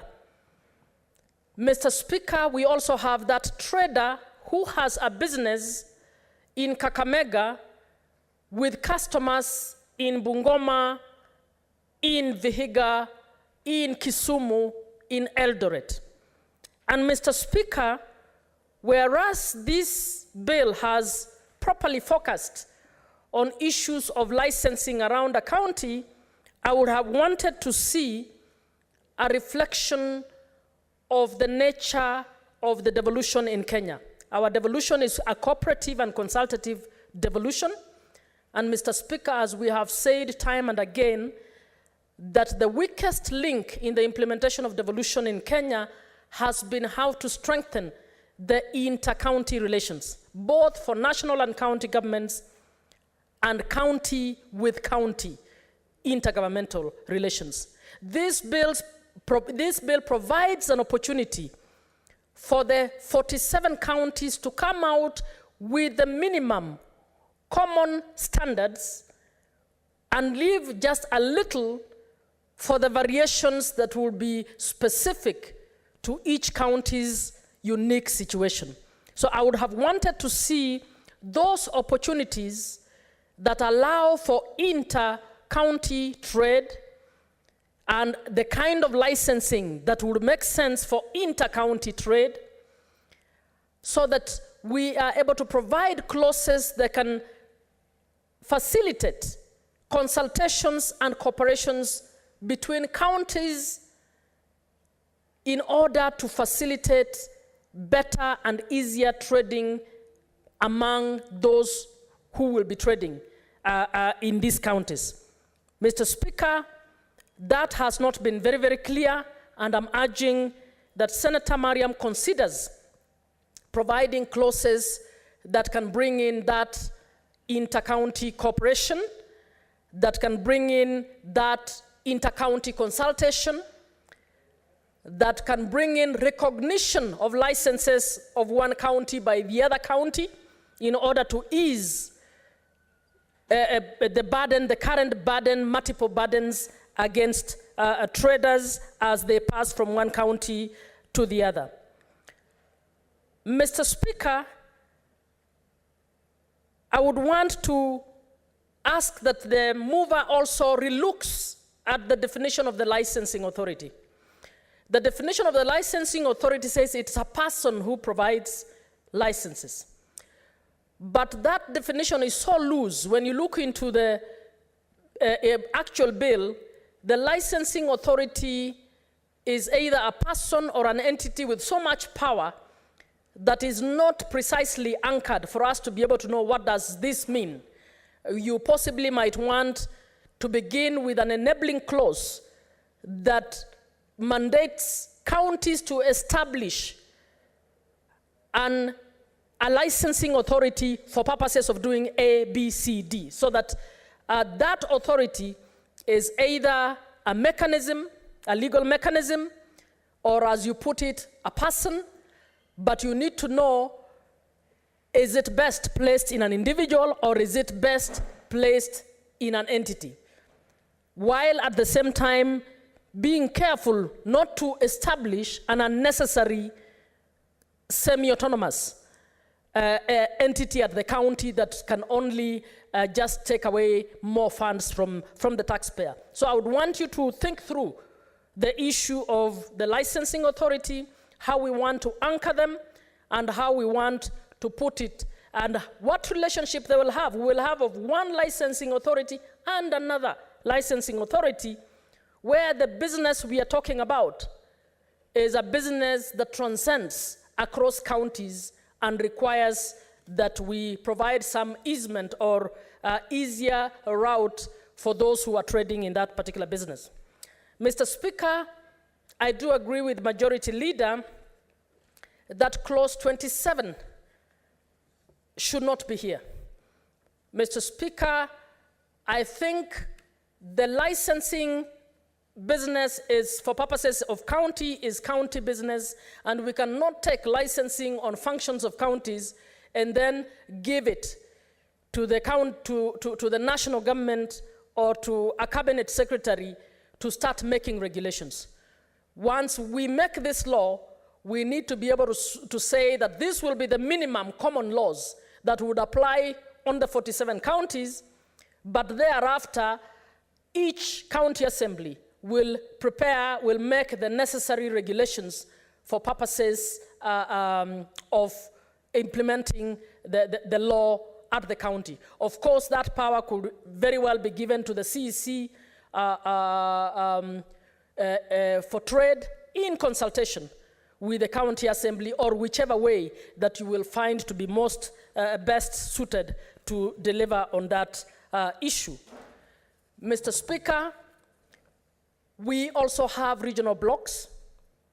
The county, I happen to be in the devolution committee, and within the devolution committee, we are trying to find ways of legislating the inter-county, intergovernmental entities that can facilitate the thinking through this. If you look at the Intergovernmental Relations Act, it provides for sectoral committees. We therefore have a sectoral trade committee established under the Intergovernmental Relations Act. To what extent would the law that you're making be a subject area for the Intergovernmental Committee on Trade and other related matters? So I would want to urge that we find a way of making those linkages that are provided for and contemplated by the constitutional provision on intergovernmental relations for consultation and cooperation, and know that we will have entities that are not just serving one county, but entities that are actually able to serve a region or able to serve two counties. Mr. Speaker, if the Honorable Senator takes all this into account and makes the necessary linkage, I believe she is in the right path. We need a law that can help to ease business within the counties, because I do believe it is at the counties that the economic growth of this country will happen. And if we don't put in place the necessary regulatory framework to facilitate that, we will be delaying what we needed yesterday. Thank you, Mr. Speaker.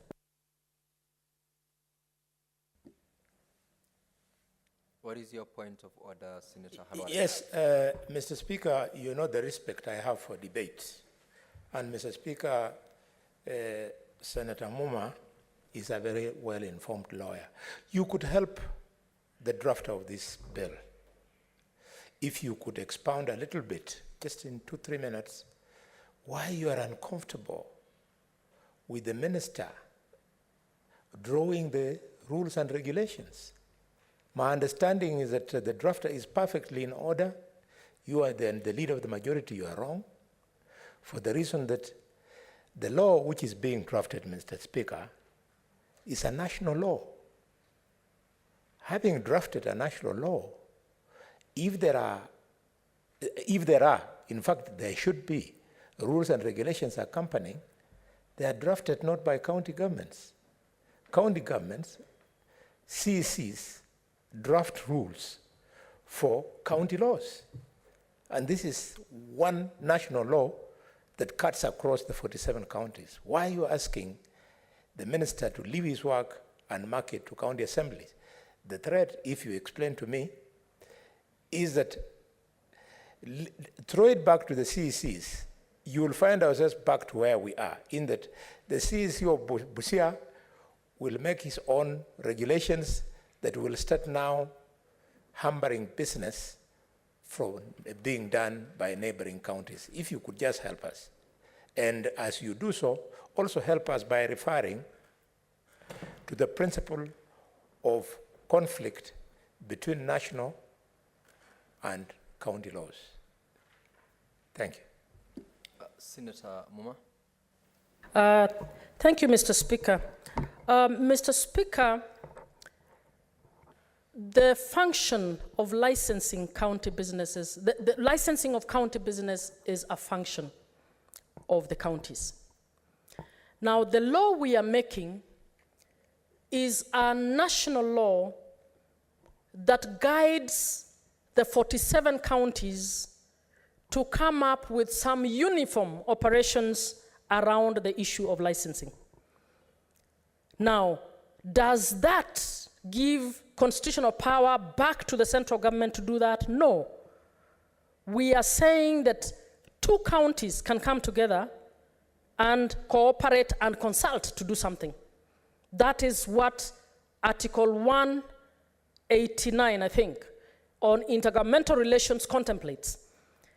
That you can come together, and it is that thinking that informed the coming together of regional blocks, because they feel we're in the same region, we can come together, we can decide, instead of the 14 counties in LREB coming up with 14 hospitals all doing orthopedic surgery, the 14 can agree that let Homa Bay do all orthopedic business and all our people will go to Homa Bay.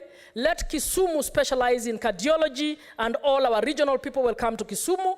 Let Eldoret specialize in renal services and everybody will go there.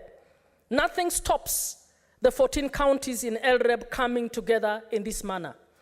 The law we are making here is a similar law. Is actually getting the 47 people to come together and say, are there common minimums that we can bring together around county licensing of businesses that we can make uniform so that we don't cause a lot of confusion? And I agree, there will be a number of those laws that we can say, this is the minimum. Let us have this particular procedure.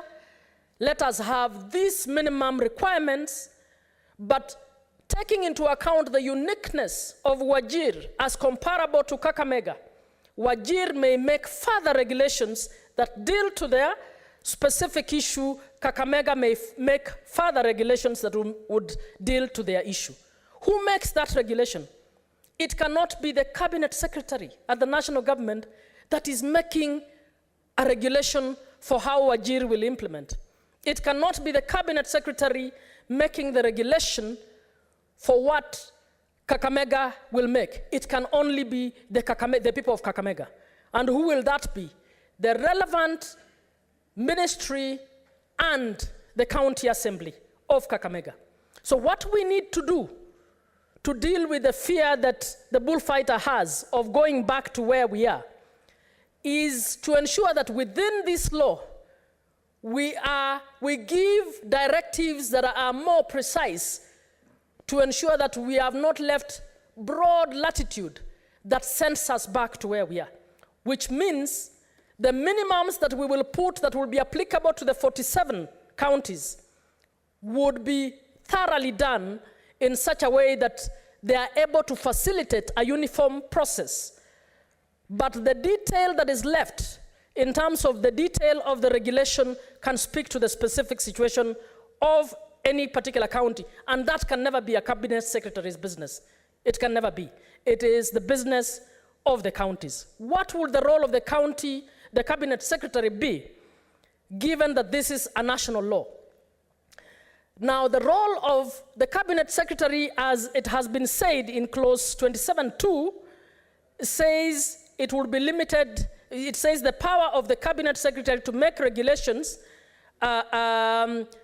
shall be limited to bringing into effect the provisions of this act and the fulfillment of the specific, of the objectives specified under this. Now, my view is that we need to use the language that helps the CS just to operationalize the law, because it's a national law. But once it is operationalized, in terms of implementation, it is the county government entities that should make any further law, if there is any further law that is required that is specific to the ground. So it is in that sense that, yes, I acknowledge this is a national law, but it's a national law that is actually bringing out, it's an inter-county law, as it were, that has been brought at the national level because the 47 are all buying into it, but it's a law still on a county function that operationalizes or functionalizes the county functions in a better manner. I hope I have persuaded the bullfighter. I can see him thinking deeply. Thank you very much, Senator Muma, for your contribution. The chair noted in your responses, actually twice, you made reference to the Honorable Senator Boni Halwale as bullfighter. The chair reminds you of the provisions of Standing Order 101 on contents of speech, 1016, that a senator shall refer to another senator by the title, Senator Boni Halwale, and not bullfighter.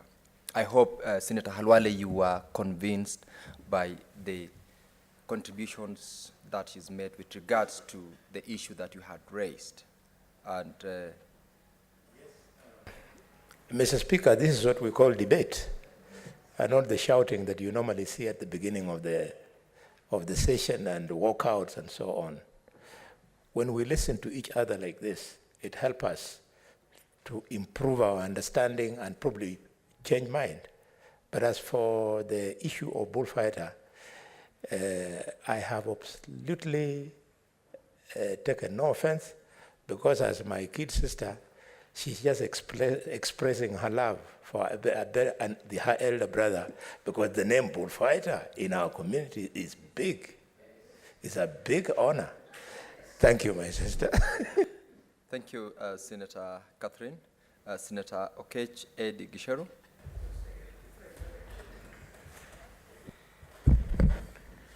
Yes, you may proceed to address while you're seated. Thank you, Mr. Speaker, and nice to see you as well. It has been a while.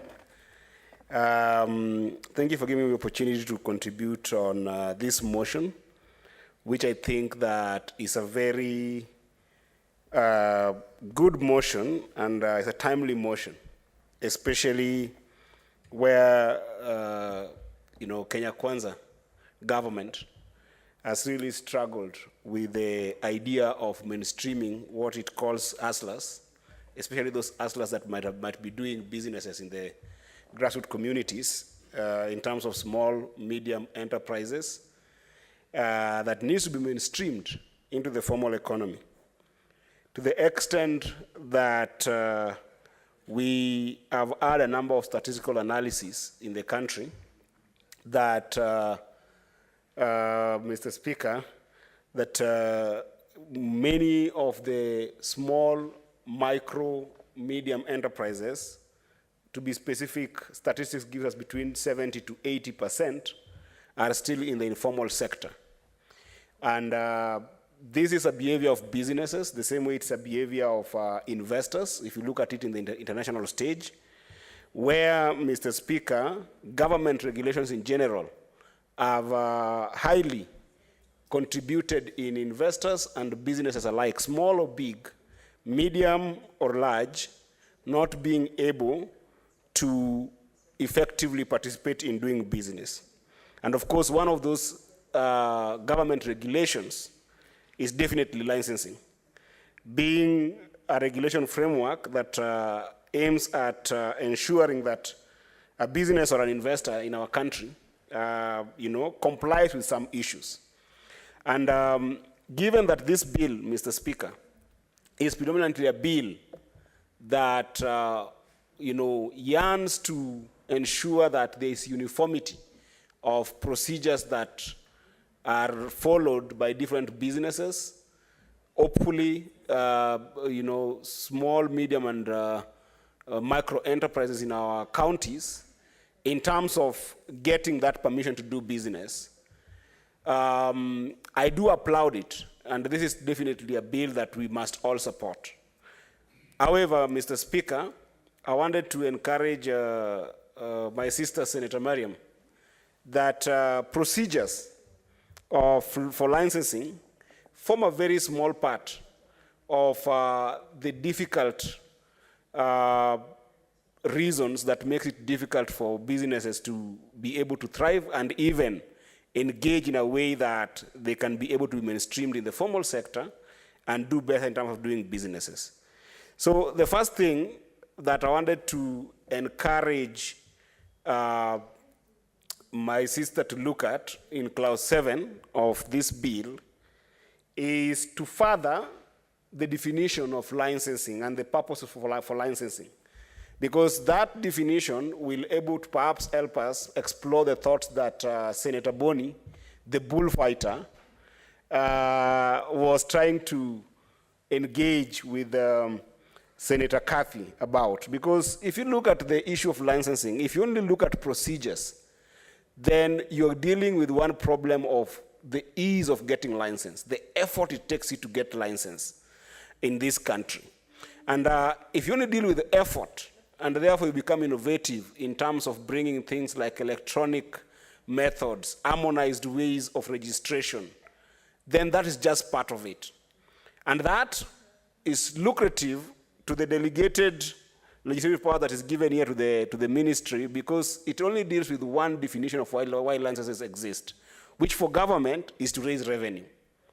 Primarily, government is there to raise revenue, so therefore if they are bringing about licensing in the context of procedures, they are ensuring, the government is ensuring that it wants to make money, Mr. Speaker. But if you go broadly into studying the behavior of small, medium, and micro enterprises in terms of doing businesses, then one of the definitions that should come out very clearly in terms of the licensing procedure that you want here is the fact that licensing in the context of this bill must look at consumer protection against harmful products. So that we start talking about licensing that wants to gear towards businesses and investors who must ensure quality assurance and safety of product to consumers. Then secondly, Mr. Speaker, I wanted to say that another definition that must also appear in the delegation of legislative powers that must be made clear in this bill is fair competition to businesses. Because the moment you talk about fair competition and then quality and safety of goods and products that we produce in our economy that businesses are going to engage in, Mr. Speaker, then if you go to the part 1 of the bill, read together with the part 3, which is actually the core part of this bill, licensing procedure, then, Mr. Speaker, Senator Mariam will be able to look at other problems that emanate that makes it difficult to actually harmonize licenses in this country. For me, there are 3 that I wanted to take note of. One is that procedures go with the issue of costs, so that the procedures, when harmonized with cost, Mr. Speaker, we will not have a situation whereby small and medium enterprises have got excellent procedures, but they are still dissuaded from registering or seeking licenses because of issues of costs. A good case in example, Mr. Speaker, is hospitality industry, where you'll find that a very small enterprise that calls itself a hotel with maybe 10 rooms in some place in Quiroro or in some place in Mandera is really struggling with paying tourism licensing board a fee. He wants to pay county government a fee, wants to pay a number of different parastatals that have come in with different kind of licenses that are completely unnecessary, that actually are tantamount to triple or even sometimes quadruple taxations in the name of licensing. So the cost of licensing must go together with the procedures of those licensing. Mr. Speaker, the second one, which I think that my sister has really attempted to do very well in terms of addressing with the element of innovation and electronic kind of engagement, is the issue of time that it takes people to get licenses. I won't dwell on that much because I think that the bill actually does address that very well. But Mr. Speaker, along the number of the cost of licensing, the delegated powers in clause number 27 must be able to establish what are the bare minimum and what are the maximum number of licenses that businesses of certain category must have. Because if you do not articulate that, then we will see rogue county governments as well as rogue ministry just coming with any random kind of license at the time it wants. Lastly, Mr. Speaker, which is what I wanted to finish with, because I think this is the most important framework that this bill can be able to help us solve in terms of licensing in this country.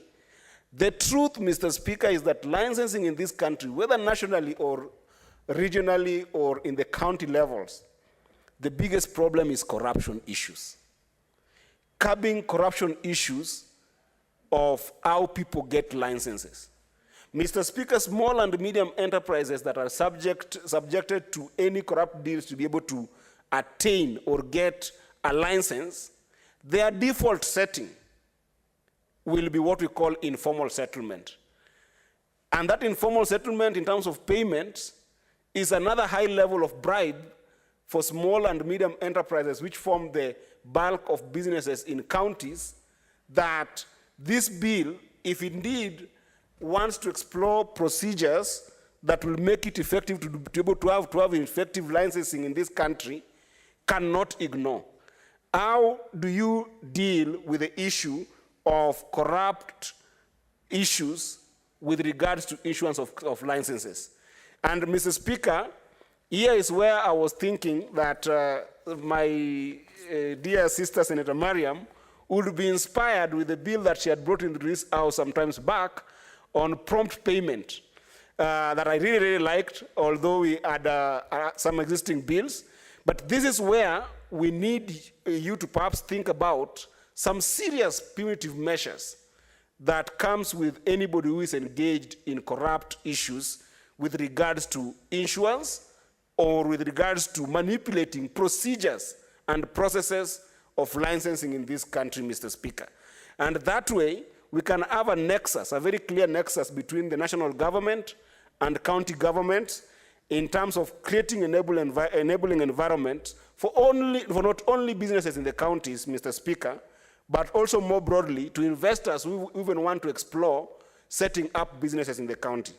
Otherwise, Mr. Speaker, I think this is a very, very good bill because licensing is at the heart of doing business, and licensing is at the heart of making sure that we have got legally registered businesses in this country, Mr. Speaker, but more importantly, countries that we can be able to plow back investments of government to make sure that they're effective and productive in the county, and everybody ends up being in a win-win situation. So businesses must win, consumers must win, but government must also win in terms of getting any kind of revenue that government must get. I support it fully, and I hope that some of these areas that we have explored can be able to be included or figured out, Senator Mario will figure out how to include them in the bill so that this becomes a fulcrum of ensuring that our businesses are doing well. I thank you, Mr. Speaker.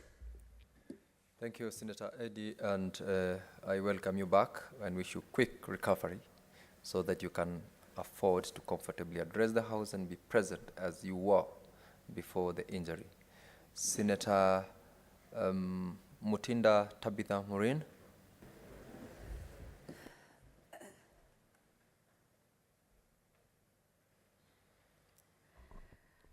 Thank you, Mr. Speaker. I just noticed how you call me my names on the reverse. I note, I appreciate. I rise, Mr. Speaker, to support my sister's bill, Senator Mariam, a very good bill. I say a very good bill because as a business person, and more specific as a manufacturer, then this is an issue that is affecting very many business people, men and women. And I want to start by saying and stating that for any business to be able to thrive, there's what we call the factors that ensure that a business environment is conducive. And some of these factors, Mr. Speaker, just to touch on, range from the political stability, economic factors, the social factor, technological factors, the labor, the legal, and all that perspective. And the bill that Senator Mariam is bringing on board, as far as licensing is concerned, it's a very key factor because then it ensures that every business is doing business as per the regulations that are required in that specific region. Mr. Speaker, as my brother had also stated, Senator Eddy earlier, that despite the level of any business, be it a startup business, be it a small business, large business, but what is important to note that there is always a start point for any journey. For any business to be able to be where it is, then it had a start point. And as a Kenya Kwanza government, you note that we've really been championing what we call the mama mboga aspect, the hustler business. Why? Because it is these then businesses that tomorrow when they are held on together, they are able to thrive and become multi-billion businesses, and they have to have a start point. At this moment of devolved government, it is very important to ensure that there is a conducive, good working environment between businesses between different counties. One of the factors that has really been affecting business, Mr. Speaker, is the issue of license. You find that you as a manufacturer, case example, maybe in somewhere like Machakos, and you need to move your goods to a place like Kisumu, the number of payments that you need to make are very, very many. And hence, then, this increases the cost of the end product eventually. You find, Mr. Speaker, that we are going further to, yes, to look for international business, that is okay, but we are also supposed to encourage the inter-county businesses. And one of the best ways to encourage inter-county businesses is to ensure that factors of license costs should be looked into. I really appreciate what our Nairobi governor has done, Governor Sakaja. Sakaja has, in his manifesto, he focused on ensuring that there is going to be one license, instead of whereby an entrepreneur or a business has over 10 licenses. And if counties, and if Senator Mariam would consider that in this bill, you include whereby we encourage and propose that all counties to follow suit in terms of what Nairobi is doing, in terms of ensuring that you have one license. This makes it easier for business people. Instead of moving from one office to the other, you are all able to have this one compassed license that covers broadly everything. The more they are more spread, then even issues that had been mentioned earlier, like corruption issues, are prompt and continue being continuous because you give room for people to be able to move from one office to another for different licenses. So, Senator Mariam, if you would consider that you propose and you include a clause that talks about one license for each county. On clause 22, Mr. Speaker, I note that it had indicated a duration of 14 days to be given. That is, clause 22 requires licenses that notify a respective county license authority within 14 days. I would suggest if you could be able to put it maybe to a maximum of 21 days, so that in the event there is a feedback that needs to be given, so there is a 7 days notice, because you realize normally sort of in government the procedure is 7 days notice for most of the communications that are done. So at least a maximum of 21 would be fine. As a member of the Finance Committee, Mr. Speaker, I note that as we've been really encouraging counties to have what we call the on-source revenue. And it is by curbing these licenses to one license, then it ensures that counties will be able to increase their on-source revenue instead of depending on the national levels, national treasury, because then this encourages them to ensure that they encourage business people to be able to do business within the different counties, because even the ease of the license themselves becomes much easier, unlike when then it is very much spread.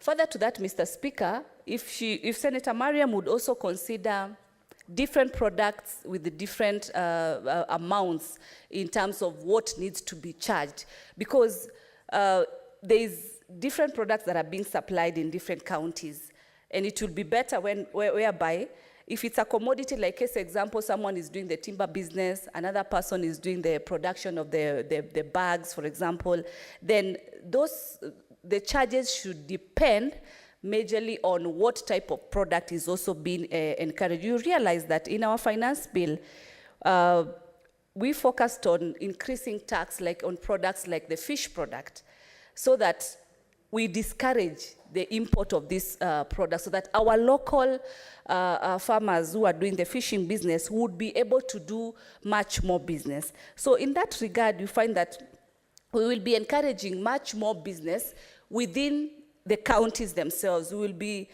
improving our counties, and in that we will be also increasing the on-source revenue in this particular county. So different products, it can be ranged depending on which products are being moved or need to be licensed.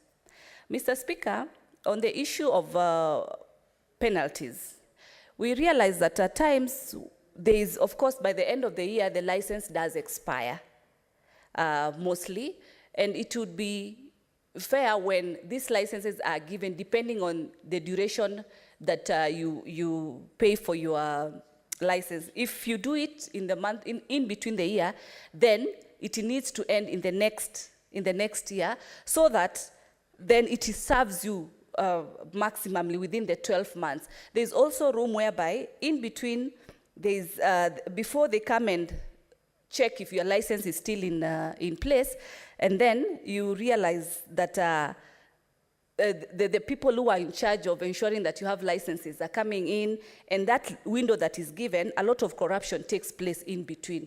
So that penalty should be considered in this bill. Lastly, Mr. Speaker, there's the issue of digitalization of the licensing system.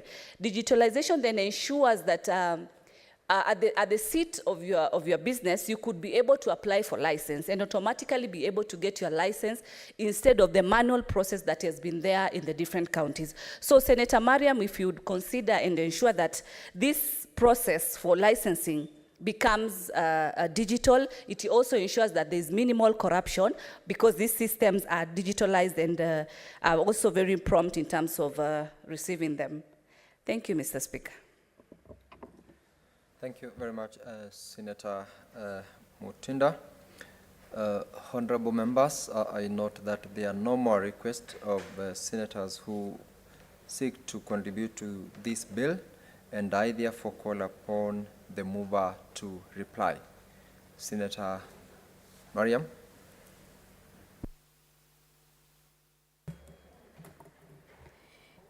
Thank you, Mr. Speaker, sir. Giving me this opportunity. Mr. Speaker, almost 11 senators responded, I appreciate them for their contributions. Mr. Speaker, this bill, all the senators appreciated, and it will strengthen devolutions by increasing the own source revenue, unlock more businesses for entrepreneurs, for the private sectors to enjoy the making business with counties. Mr. Speaker, some also commented on corruption. It will fight corruption. On that, Mr. Speaker, let's say it on our area, Mandera, if you ferry foods from here to Mandera, you have to pay to each roadblocks, which it may also, at the end, increase the cost of the food, the cost of the commodities. So if we do uniform for all counties, 47 counties, the roadblock, the corruptions will reduce. Mr. Speaker, also, many comments on electronic. Electro does a very good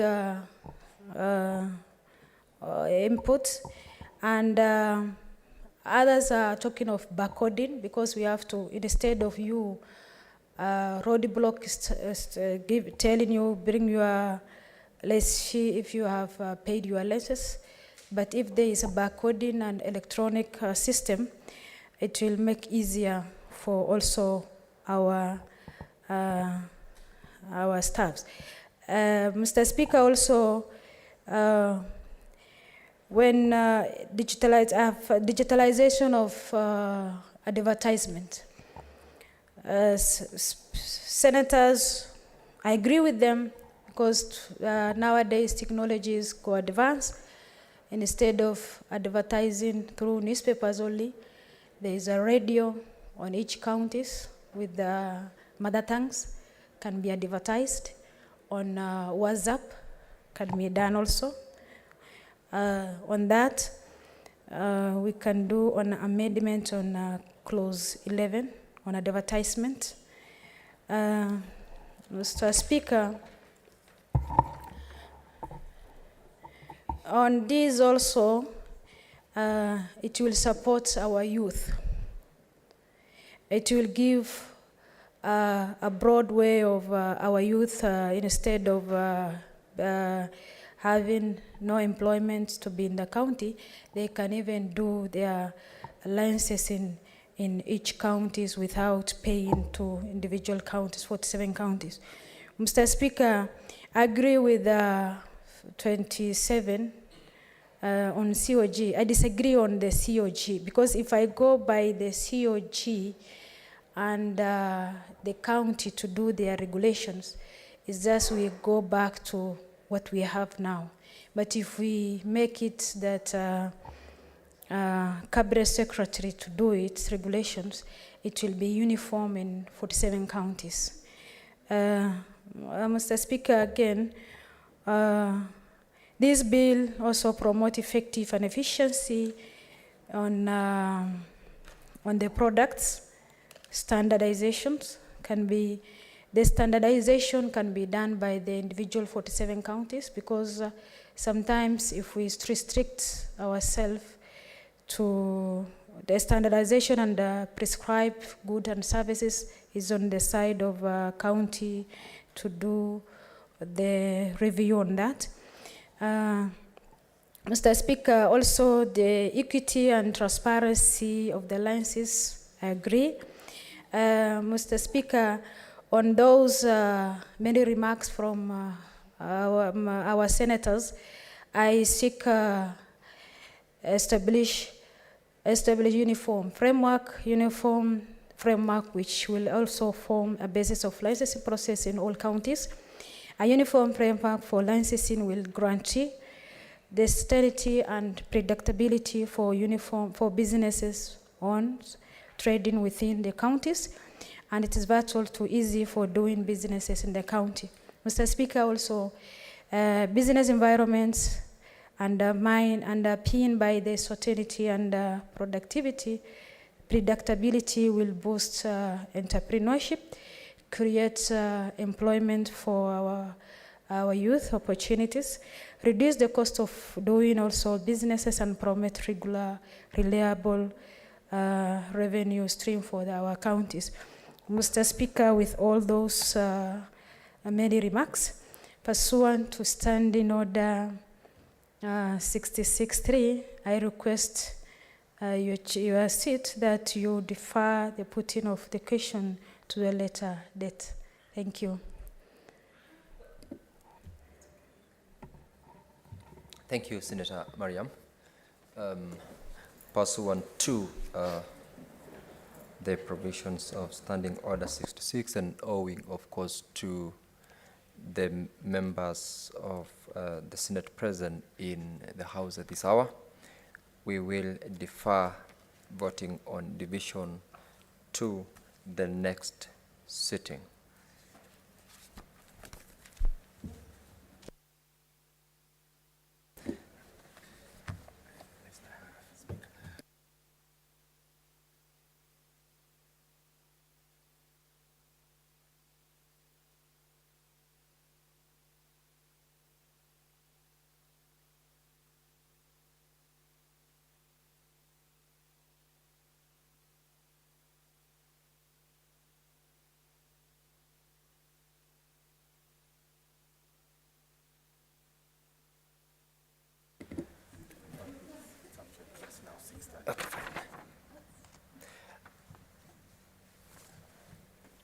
Honorable members, I note that with just 1 minute to 6:30 time to adjourn the House, the remainder of the items in the standing order from order number 16, order paper from number 16 are deferred to the next session. And having reached 6:30, honorable members, we may rise. Honorable senators, it is now 6:30 p.m. Time to adjourn the Senate. The Senate therefore stands adjourned until tomorrow, Thursday, 27th of July, 2023 at 2:30 p.m.